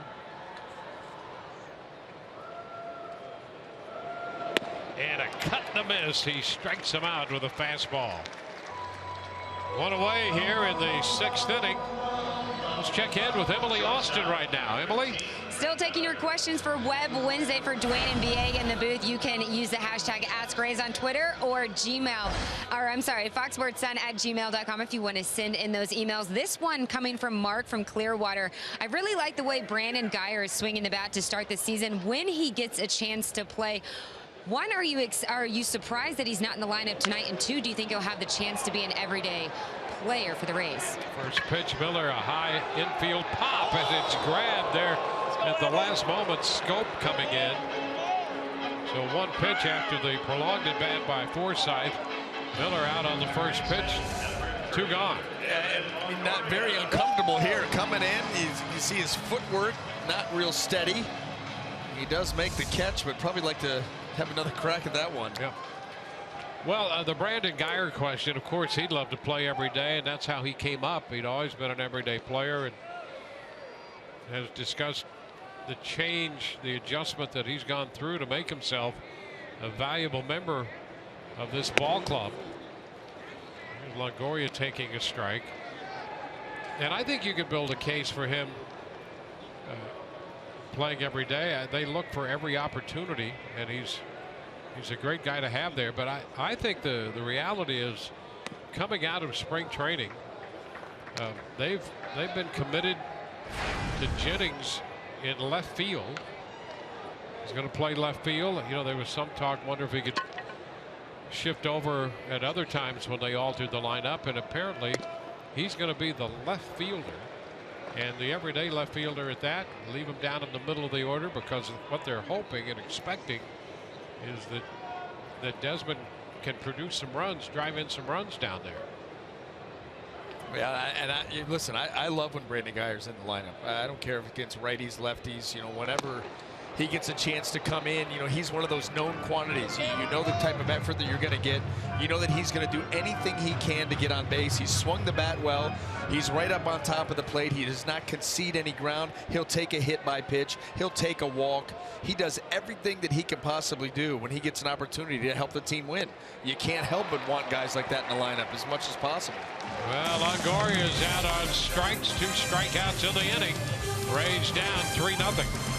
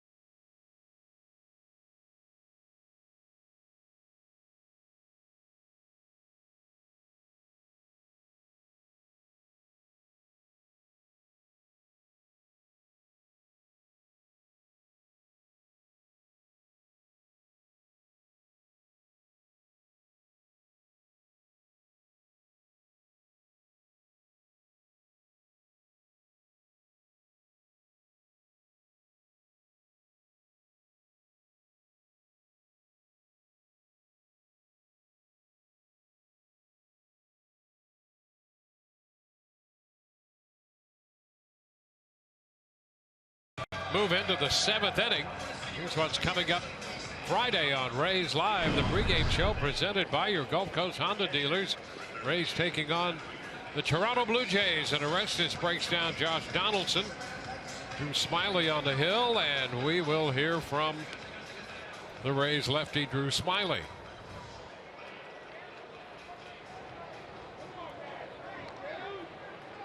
Matt Moore, 92 pitches. About to start the 7th with Matt Wieters, the veteran switch hitting catcher.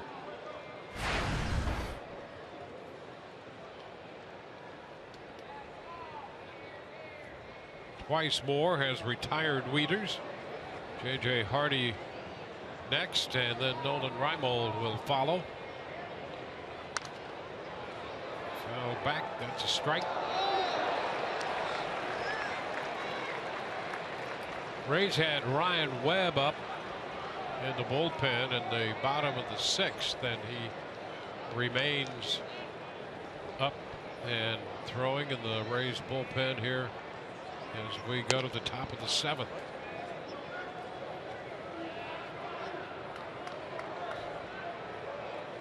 Well, Matt Moore at 94 pitches. He had 110 his last time out, so there's still something left there. And we'd love to get him through this inning, maybe get him a chance to steal one with a little Rays uprising, because you got to figure this is going to be it for Matt either way.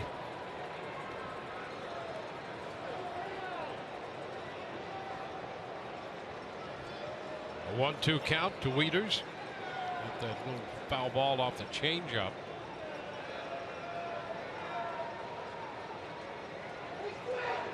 And he strikes him out. 3 consecutive strikeouts. That's 8 in the game. 1 gone in the 7th. Well, he threw a curveball. That curveball stayed out over the plate just a hair. And Matt Wieters, I think he saw that pitch and thought he had a chance to really drive it. Look how big he got with the swing. Just too big and loopy. Stays underneath that pitch. And it's out number 1. J.J. Hardy takes a strike.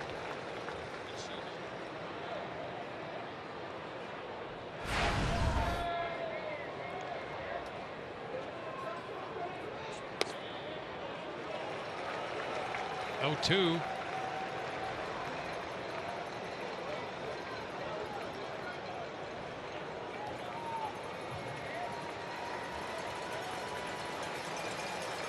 Hardy called out on strikes on a changeup in the 5th after a single his first time around.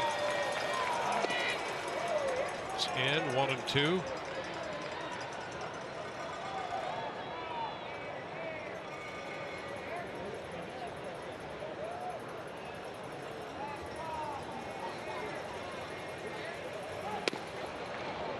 And a miss inside. 2 and 2. Back to 100 pitches now.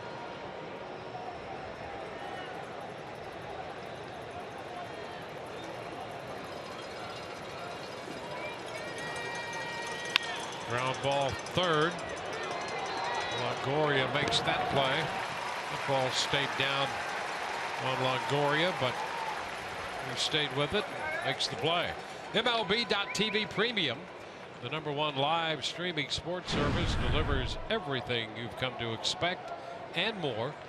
Watch every out-of-market game live in HD on over 400 supported devices. Blackout and other restrictions may apply.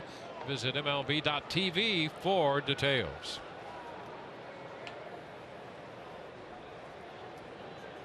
Two gone. Nolan REIMOLD at the plate.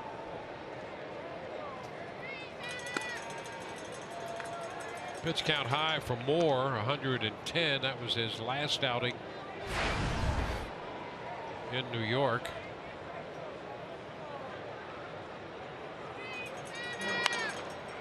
Jams REIMOLD there. Fastball in, and the count is 1-1.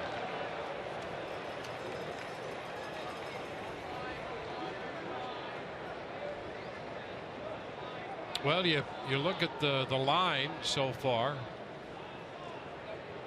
3 runs, the only thing wrong with it. 3 hits, a couple of walks, 8 strikeouts. Did he go? Yes, he did. Some bite on that one.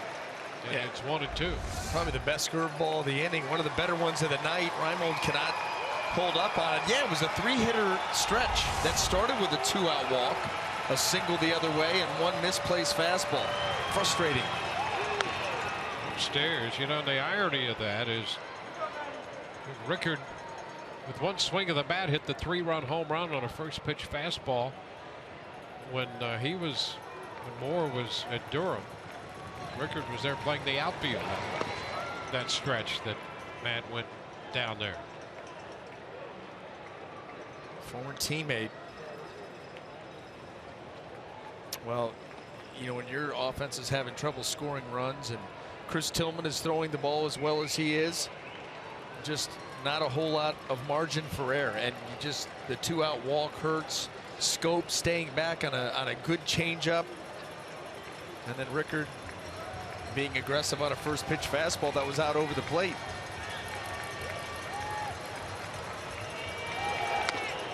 He is out on strikes.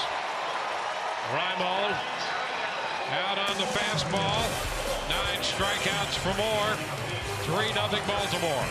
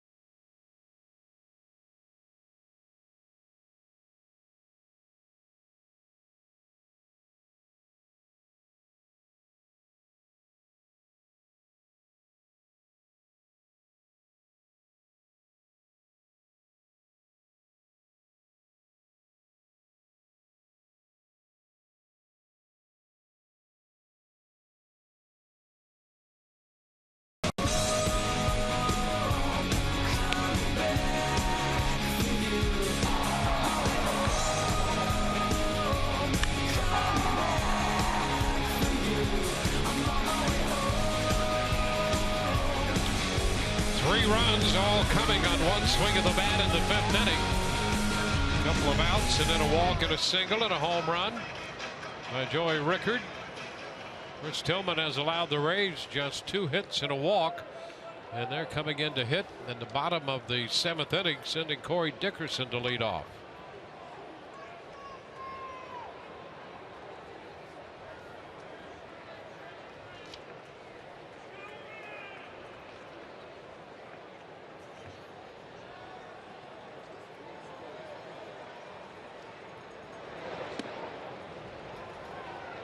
Dickerson makes the first pitch breaking ball out of the zone.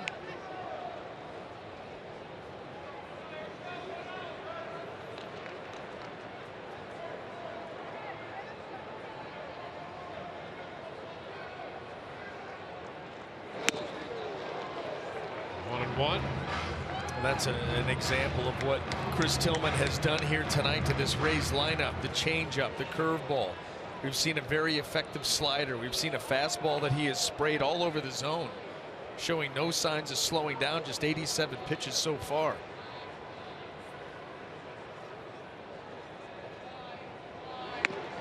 And a cut and a miss. 1 and 2 fastball right there.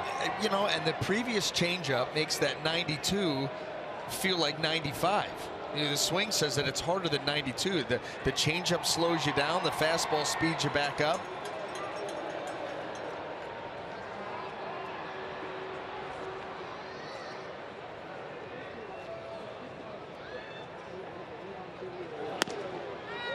Doing 2. Well, 5 perfect innings for Tillman. He gave up the single in the 4th to Forsythe, the walk to Miller, and then got the next 3.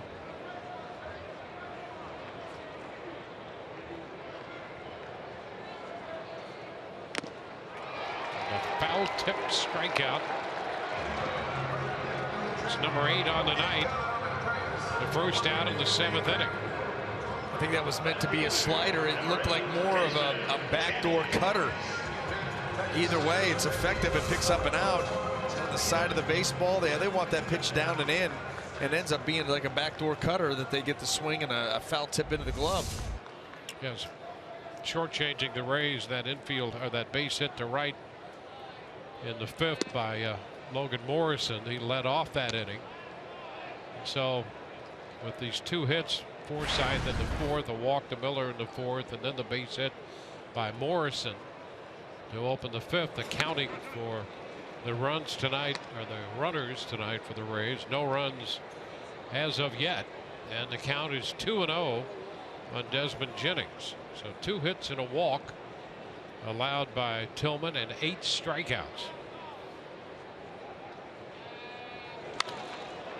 In on Desmond, and he fouls it out of play. 2-1.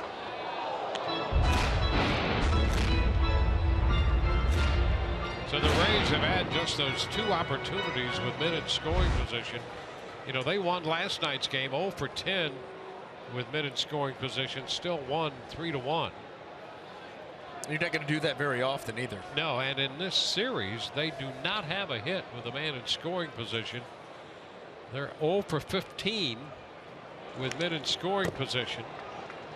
And as they came into this one, they'd already won the series and looking for a sweep tonight. How about that? Yeah, no, that is a rarity and anomaly, and you cannot count on that to continue. I mean, that's where we talked about they're going to have the ability to hit home runs, you know, more than they did last year. More guys that are capable of doing it than in last year's lineup, but you still need to be able to move hitters, manufacture runs. You have to score more than just one way. That's one of the things that holds this Baltimore team back. Yep. You know, they're all predicated on the home run. Look how they scored tonight. All 3, one swing of the bat. They've had issues in this series manufacturing runs and moving guys. That's why the Rays have taken the first 2 games. They've been a little worse at it than Tampa Bay has.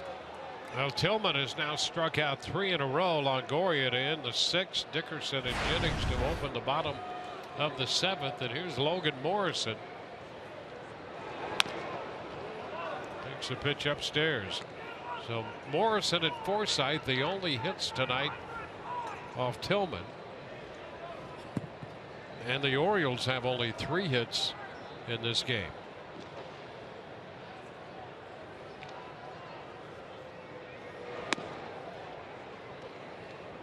Pitch stayed outside the zone. Curveball. There's Darren O'Day. One of the few times, if you're a Rays fan, that you're rooting for him to come into the game. That's right. Tillman has been that good.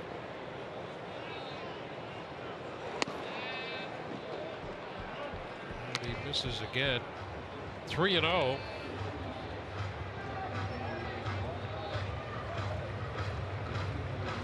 Steven Souza Jr. on deck.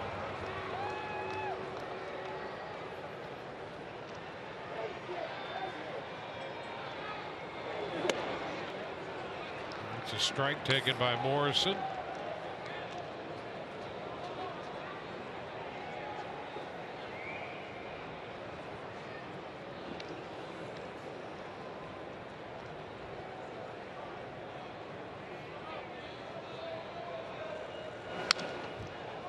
The 3-1 foul back, and so the count is full.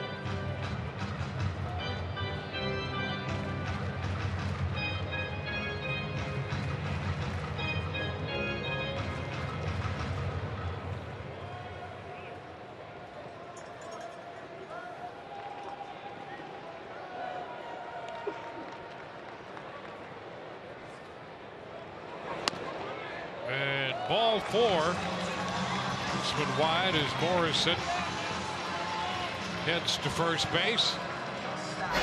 Here's Steven Souza Jr. Boy, what a catch he made on the ball hit by Chris Davis in the 4th inning. Hard to think you're going to see a better one this year than that. I mean, how about the time he stayed in the air even after the ball went in the glove? He covered some ground in the air. And Cricket Wireless, something to smile about. 2-out walk here in the 7th inning. Steven Souza Jr. is going to be up, and Buck Showalter comes out to make a pitching change.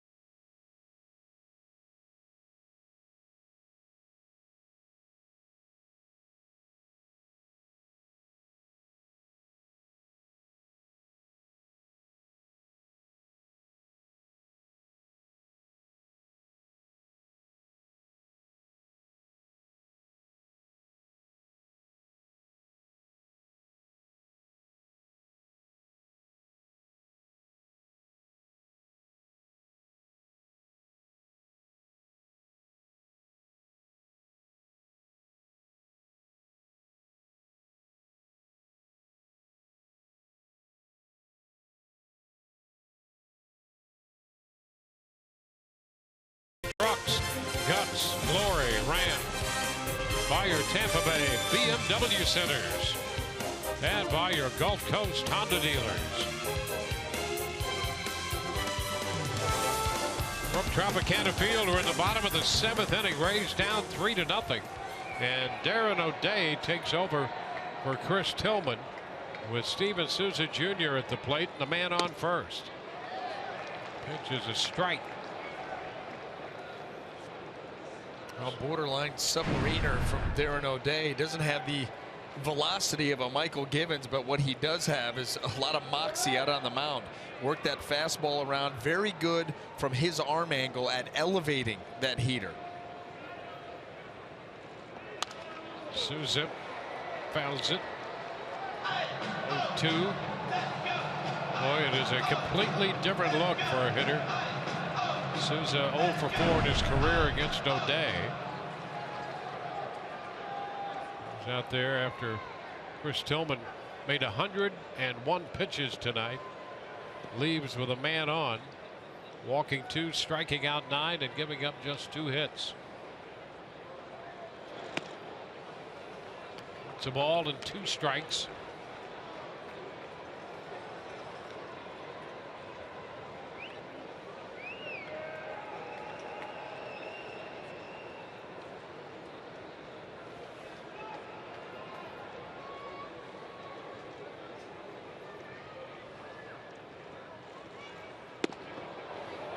Takes it wide.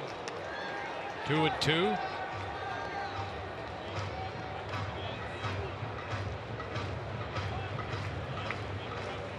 Kevin Kiermaier's on deck. He's had a little success against O'Day. So this big count right here. 2-2 for Souza Jr. He breaks his bat, hits a little pop-up, caught by Scope to retire the side. Rays leave a man, and we're headed into the 8th inning. It's 3-0 Baltimore.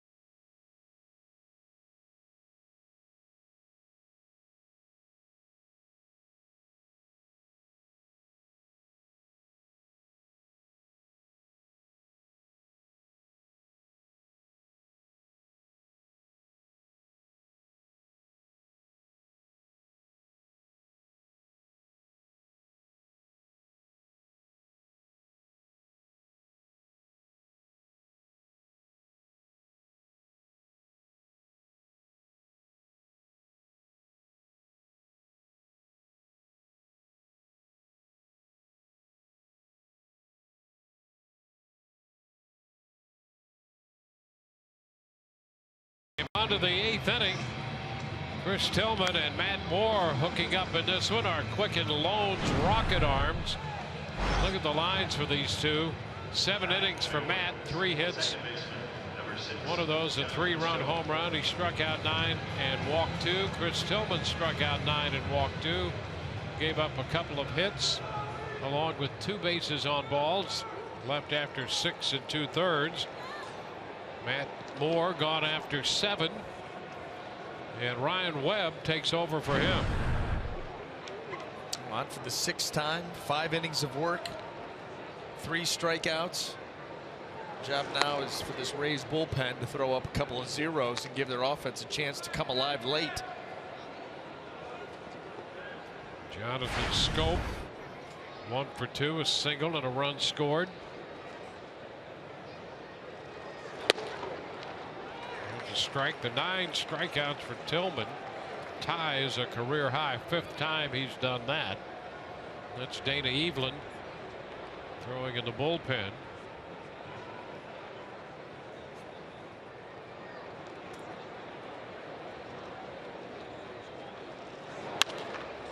Popper right side foul into the stands.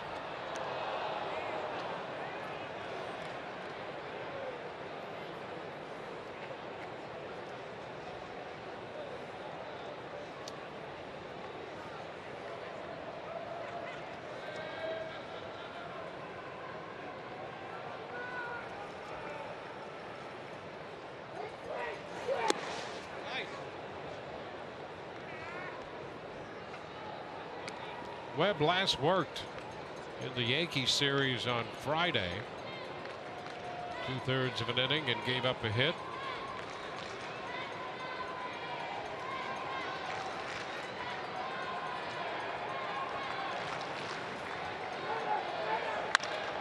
Fly ball right field.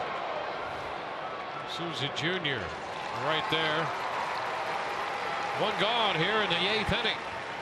Let's see what Todd Callis has been up to. Todd? Dwayne down by the bullpen, and the quartet of relievers who came in for the first 2 wins of the series all sitting next to each other, from Xavier Cedeno all the way down to Erasmo Ramirez. Ramirez used the most in those 3 1/3 innings, 30 pitches. Very efficient though with his pitches this year, just over 12 pitches an inning. And Erasmo probably getting the night off tonight. But both Jim Hickey and Kevin Cash said before the game, and especially Hickey emphasized, he said people misunderstand. It was not a demotion for Erasmo Ramirez not being in the starting rotation. With the off days, they had a chance to go to a 4-man. They want Erasmo to be involved with as many games as possible. And here we are, 20 games into the season, plus tonight. He already has 4 wins and 2 big holds in this series, guys. Yeah, he's been a big part of this pitching staff. And you know, when you start to look for a guy who can fill the role that he's filled on this staff, I'm not sure that guy's readily available.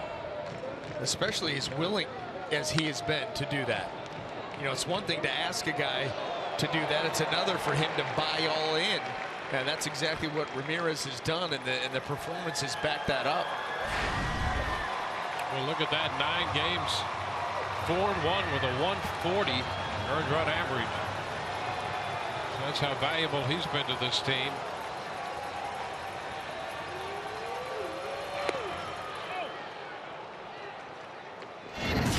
To the count here on Rickard, who is the difference in this game tonight. The rookie outfielder on a fastball, first pitch fastball in the 5th, hit a 3-run home run. Sends a fly ball into left here. Jennings waits for this one. 2 up and 2 down. Number 13, third baseman, Manny Machado. Manny Machado.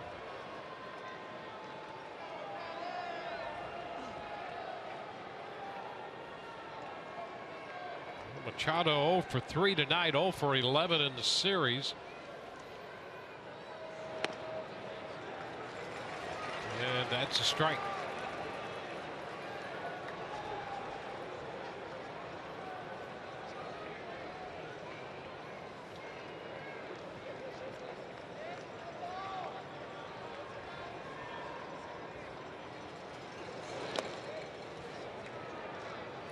It's a ball and a strike.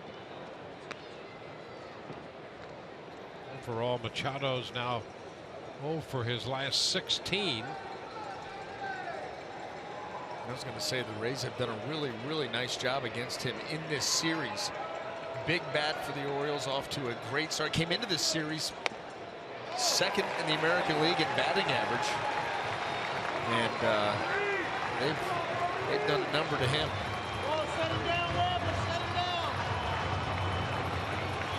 Ryan Webb ahead of Machado, 1-2. Looking to chase a good sinker. Now the 1-2 and a ground ball back to the mound. Toss to first. It's a 1-2-3-8. Rays coming in to hit in the bottom of the 8th. Kevin Kiermaier is going to lead it off.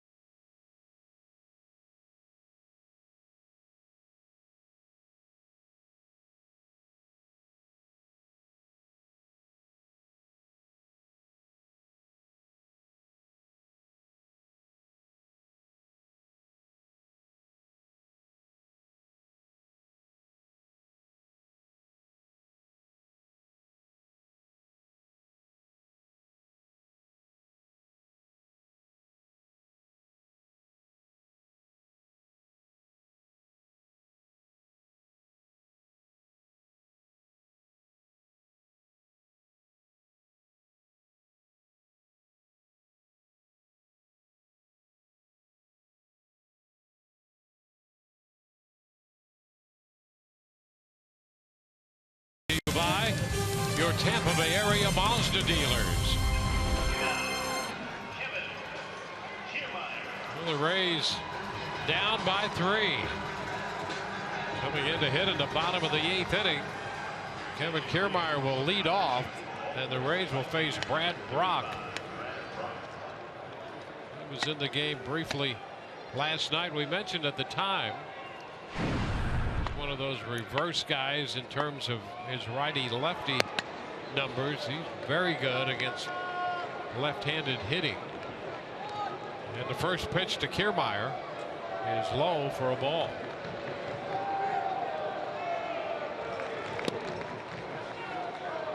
Two 2-0. He used Darren O'Day to face Souza Jr. Got him on a pop. That ended the 7th inning. Now the Rays down to their final 6 outs. 2-1. It's the fastball changeup slider combination. A lot of fastball changeups to the lefties. He's got that unique arm angle a lot of these Oriole relievers have, and kind of a crossfire action. Into center. Right out there's Jones to make the catch. One away. He kind of steps across his body, throws across his body, kind of slings the ball towards home plate, gets some late action on it. He's just a tough customer all the way around. He's been eating up right-handers this year too. Well, here is Hank Conger.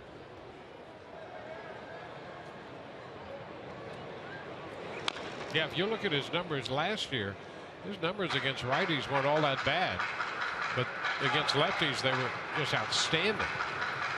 Well, this year numbers against righties. Yeah, lefties are tearing them up this year at 158 as opposed to just 050 against righties. One out of 20 the right-handed hitters. Yep.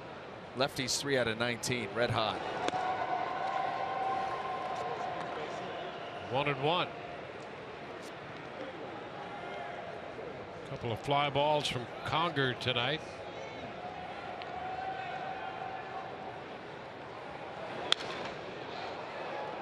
Now a ball and 2 strikes.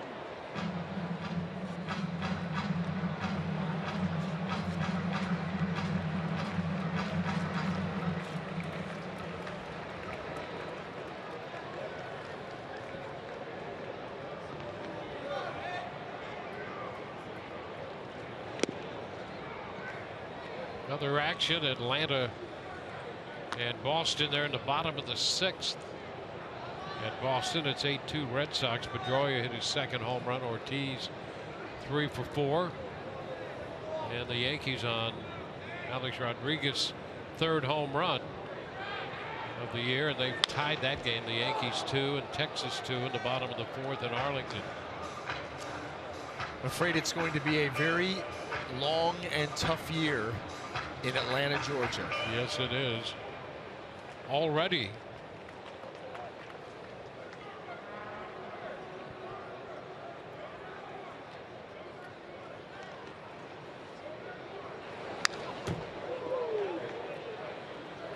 Fastball fouled back.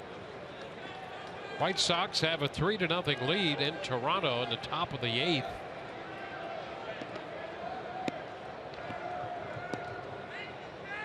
Who's pitching that game for Chicago?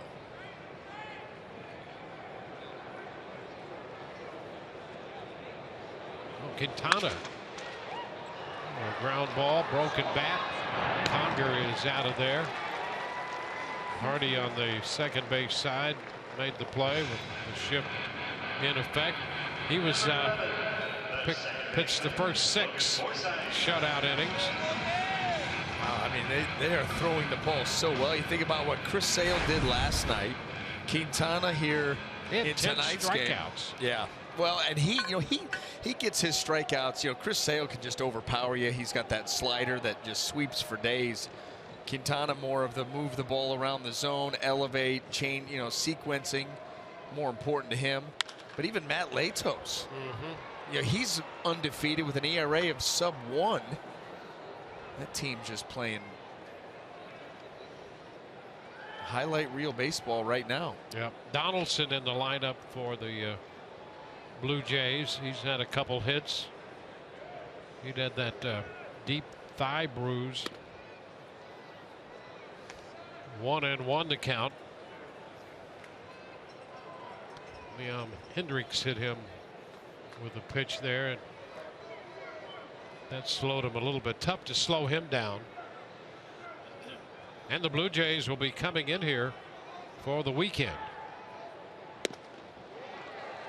It's 1-2 on Logan Forsythe.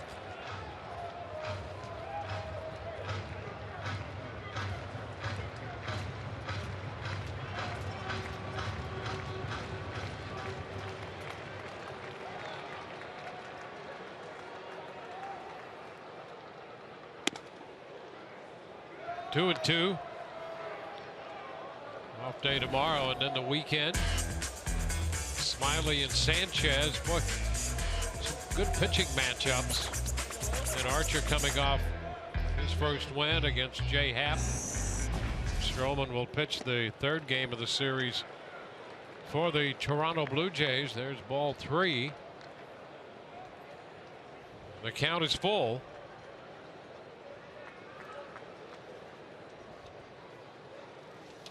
So a lot of baseball this weekend. Jake Odorizzi's going to get the start Sunday against Stroman.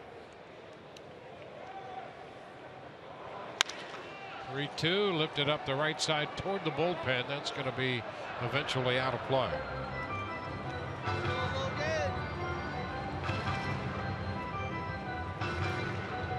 Game Friday night, 7:10 first pitch. We'll be with you at 6:30, 6:10 on Saturday.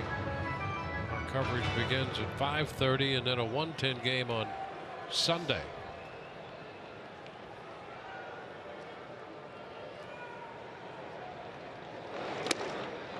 Ball 4. Working the count full for the second time tonight, and this time Forsythe draws the walk. And this was the start that the Orioles got in the 5th inning, and able to plate 3 runs, a 2-out walk. Looking for some of that same magic right here because you're running out of time.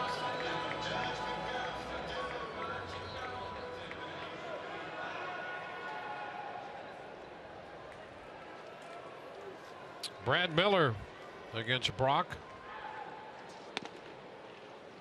And he follows a strike in there. Miller with a couple of official at-bats in his career against Brock, 0 for 2.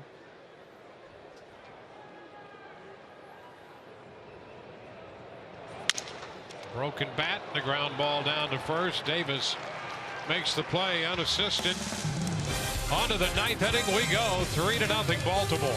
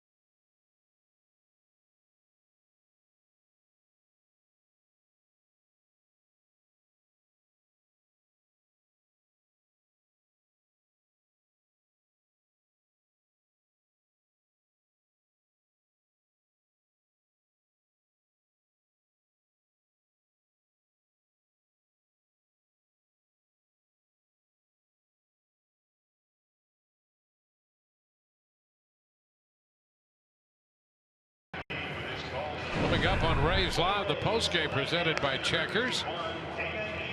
Take another look at that amazing catch by Steven Souza Jr. Todd DeRushes will anchor the coverage. We'll have the press conference from Kevin Cash, and Emily Alston will have interviews from the clubhouse. Let's go back to the 4th. On the drive by Chris Davis, an unbelievable grab. Absolutely. Airborne.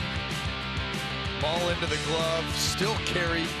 Cover some ground, and Matt Moore, who you very rarely you see a pitcher acknowledge a great catch, but how about the hop to go along with it? A little acknowledgement back by Souza Jr. Let's hope, though, that in the bottom of the 9th inning, the Rays can change the narrative. You don't want that to be your highlight of the night. Get to it after your 3 or 4 runs. Sounds like a good idea. Dana Evelyn misses on the first pitch to Adam Jones.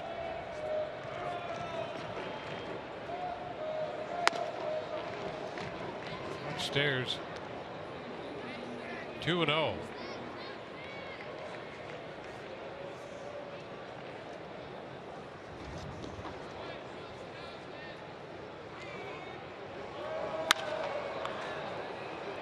Two and one.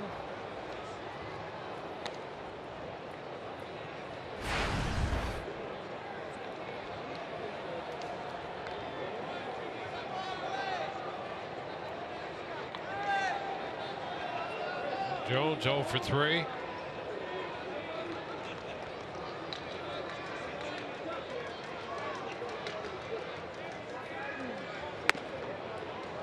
Takes the count to 2-2. If you had said you'll come into this game and hold Machado, Jones, Davis, and Trumbo to a collective 0 for 12, what would be your chances of winning? Pretty good. My answer would be, how many did the Rays win by? Yep. The Rays have held those guys hitless. Trumbo reached on a walk, and there's a ground ball. It'll be handled by Forsythe. And they retire Adam Jones for the 4th time.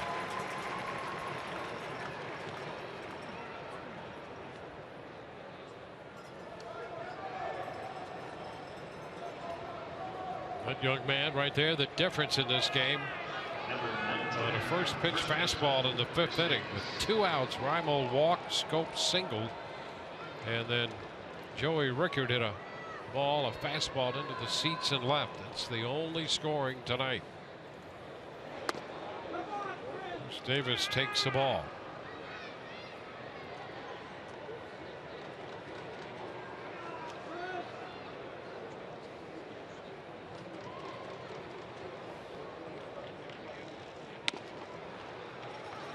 It's 1-1.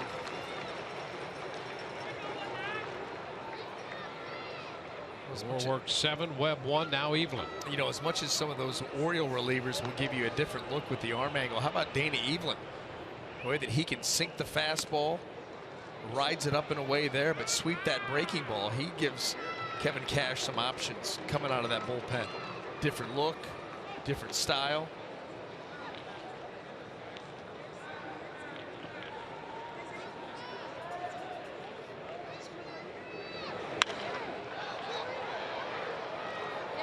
Now 2-2.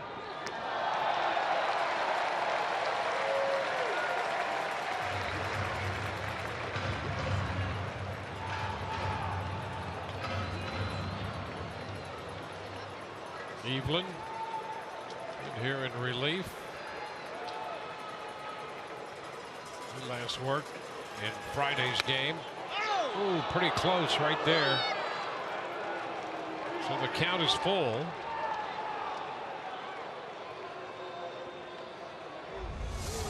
I guess you're just not used to seeing breaking balls this far up in the zone. That looked like a pretty good pitch, top of the strike zone. Into short right, and there is a long throw to stretch. Safe the call. So Forsythe from short right field made the throw. Morrison trying to keep that foot on the bag, and Gabe Morales made the call that the foot came off the bag, and the Rays would like to have that one looked at again. Take a look. That ball into the glove. Is that toe still on, or is it separating itself? That's one look. Ball into the glove. Boy, that is close. Close. Very close over there. It certainly did come off. Did it come off before or after that baseball rattled into the back of that glove? That's what they'll have to determine, and it is really, really razor thin close. Well, right now, the ruling is he's safe, and it's an E4. Well, the ball is in the glove right there. Yep.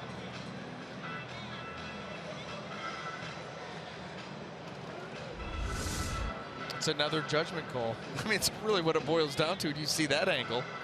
You know, is that's where that depth perception comes into play. So the Rays challenging this call. You got to do it. You can't take him home with you.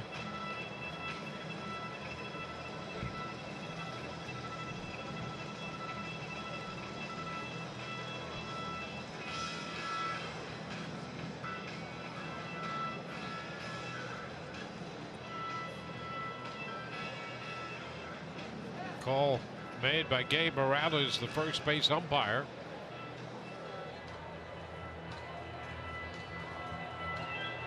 So they're waiting word.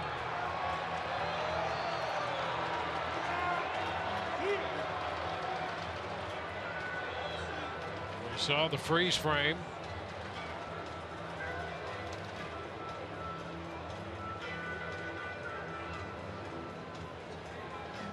One more time.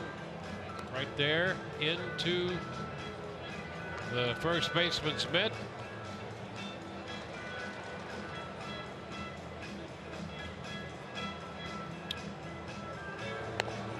So the question is the freeze frame enough to get the job done for the Rays?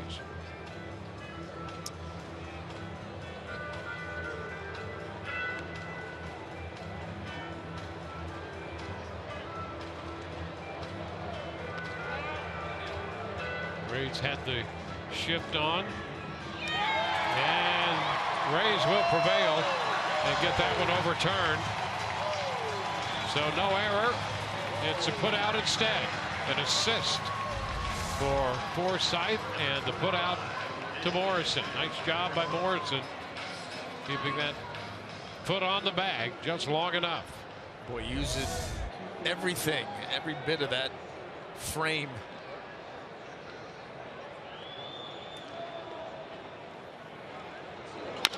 Trumbo hits a little tapper foul down the third base side.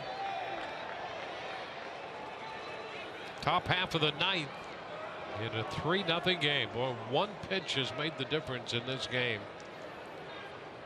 And it came with 2 men on base.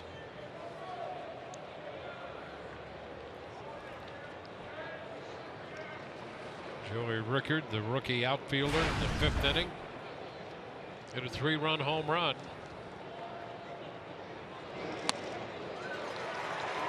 0-2.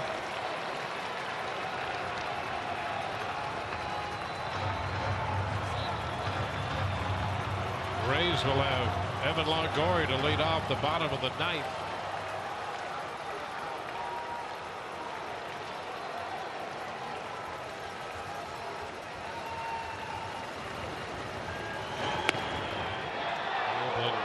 This is wide. 1 ball, 2 strikes.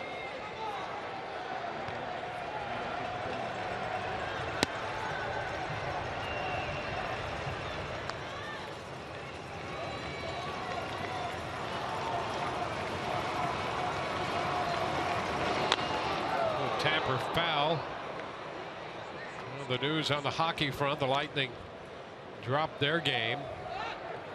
And Lightning Live will follow our Rays live post game. Come immediately following our post game. 5-3 the final. Lightning up there. Contest side. Line drive. Miller makes the catch at short. We go to the bottom of the ninth inning. The Rays are down by 3 with Longoria, Dickerson, and Jennings due up.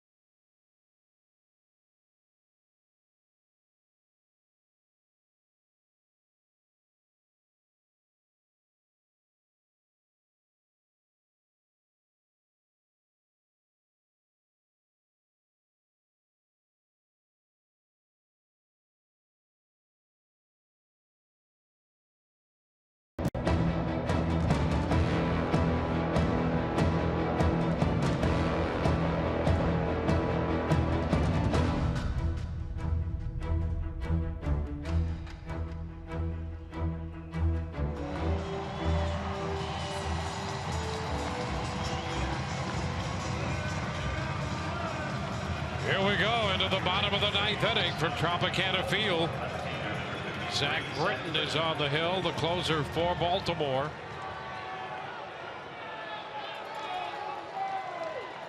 And Evan Longoria leads off against this tough left-hander.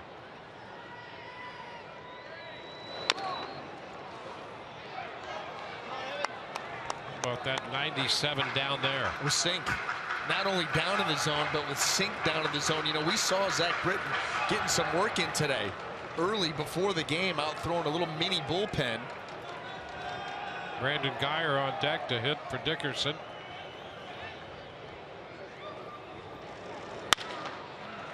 Foul the other way. Boy, this guy not an easy at bat.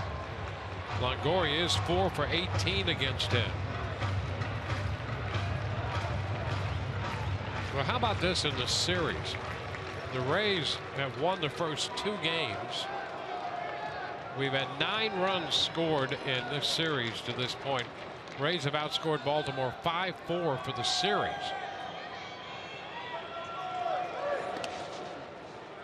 One and two. There's been some very good pitching performances, no doubt about it. And at the same time, a lot of missed opportunities by both teams. In combination.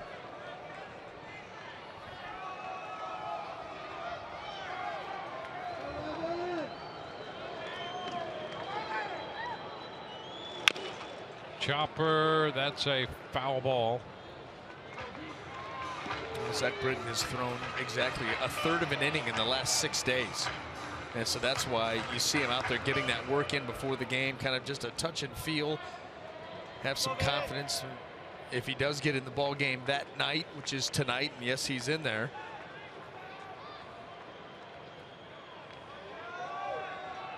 Again, the 1-2. 2 balls, 2 strikes.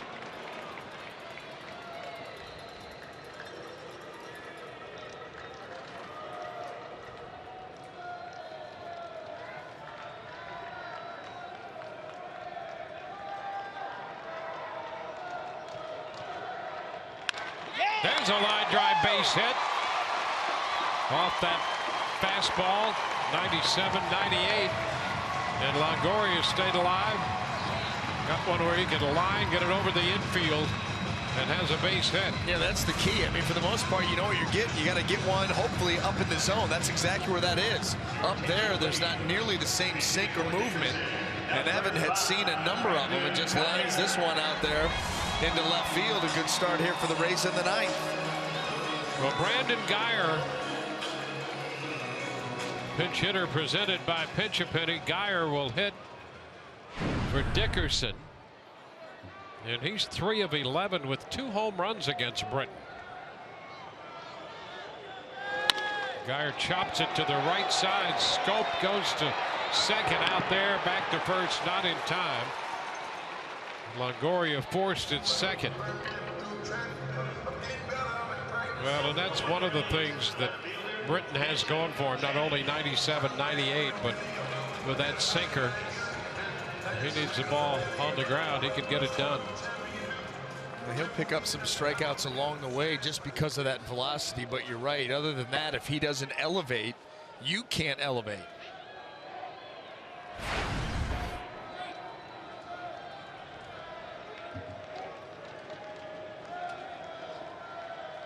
So 1 out.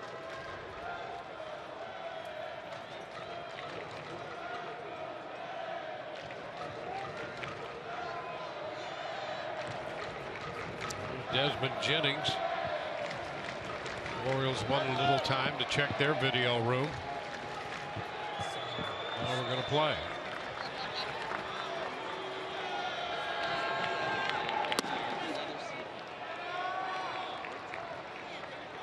One ball, no strikes.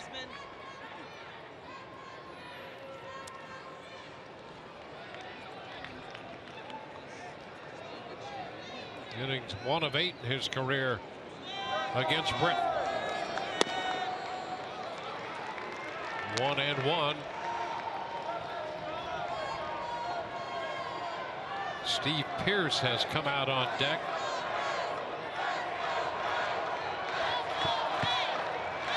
One on, 1 out. Rays down by 3.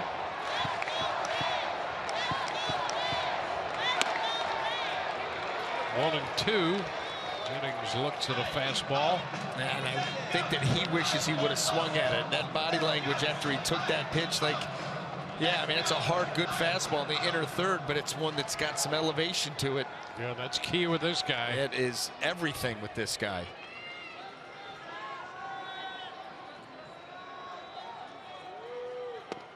And he's out on strikes. Boy, what a pitch right there.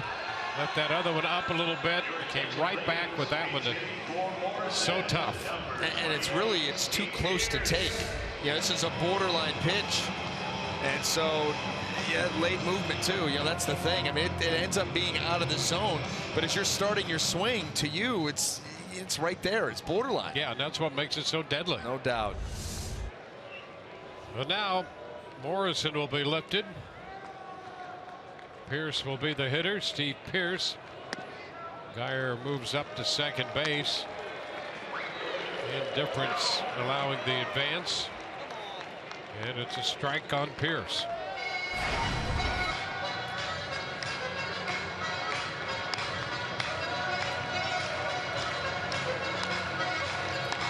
Well, the Rays had a couple men in scoring position. Now they have another one.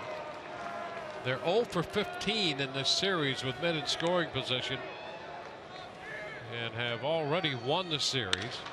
There's a base hit into center field. Geyer is going to score to make it 3-1. So Pierce comes through with a man in scoring position. And the Rays are still alive. They're going to get the potential tying run to the plate in Steven Souza Jr. after this RBI single, a pinch hit, base hit for Steve Pierce. Well, exacting a little revenge on his old club. There's their first hit in the series. Dwayne, you just mentioned it, with a runner in scoring position, and this one ends up being big because now you're one swing away from the potential of tying this ball game up with a guy who's got some serious juice.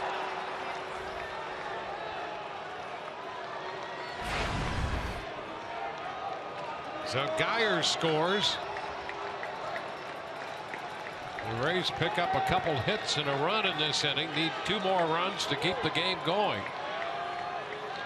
Souza Jr. 0 for 3 tonight. 0 for 1 in his career against Britain. And he takes the pitch down.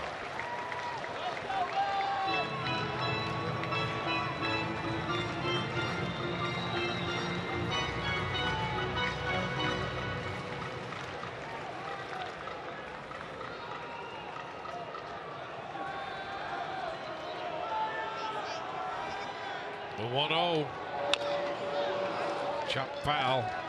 1-1.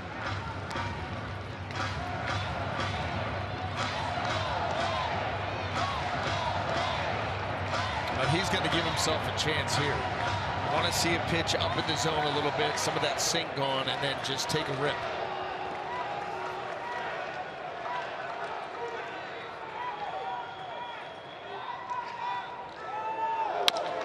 There's a chop towards short. Hardy gloves, close play at first, out, and this ball game is over. A chopper to the shortstop handled by Hardy, and so the series is complete. The Rays drop this game 3-1. Here's that play at first, and just a half step short. Rays wind up out hitting Baltimore tonight 4-3, but they drop a 3-1 decision. Tillman will get the victory. Moore will take the loss. And the Rays take 2 out of 3. Britton picks up his 5th save. Took 2 hours and 43 minutes to play it. For Brian Anderson, Todd Callis, and the rest of our crew, Dwayne Stats, hope you've enjoyed the telecast and not the outcome. We'll be with you coming up Friday, 6:30, our coverage opening the series against Toronto. Rays live the postgame presented by Checkers next.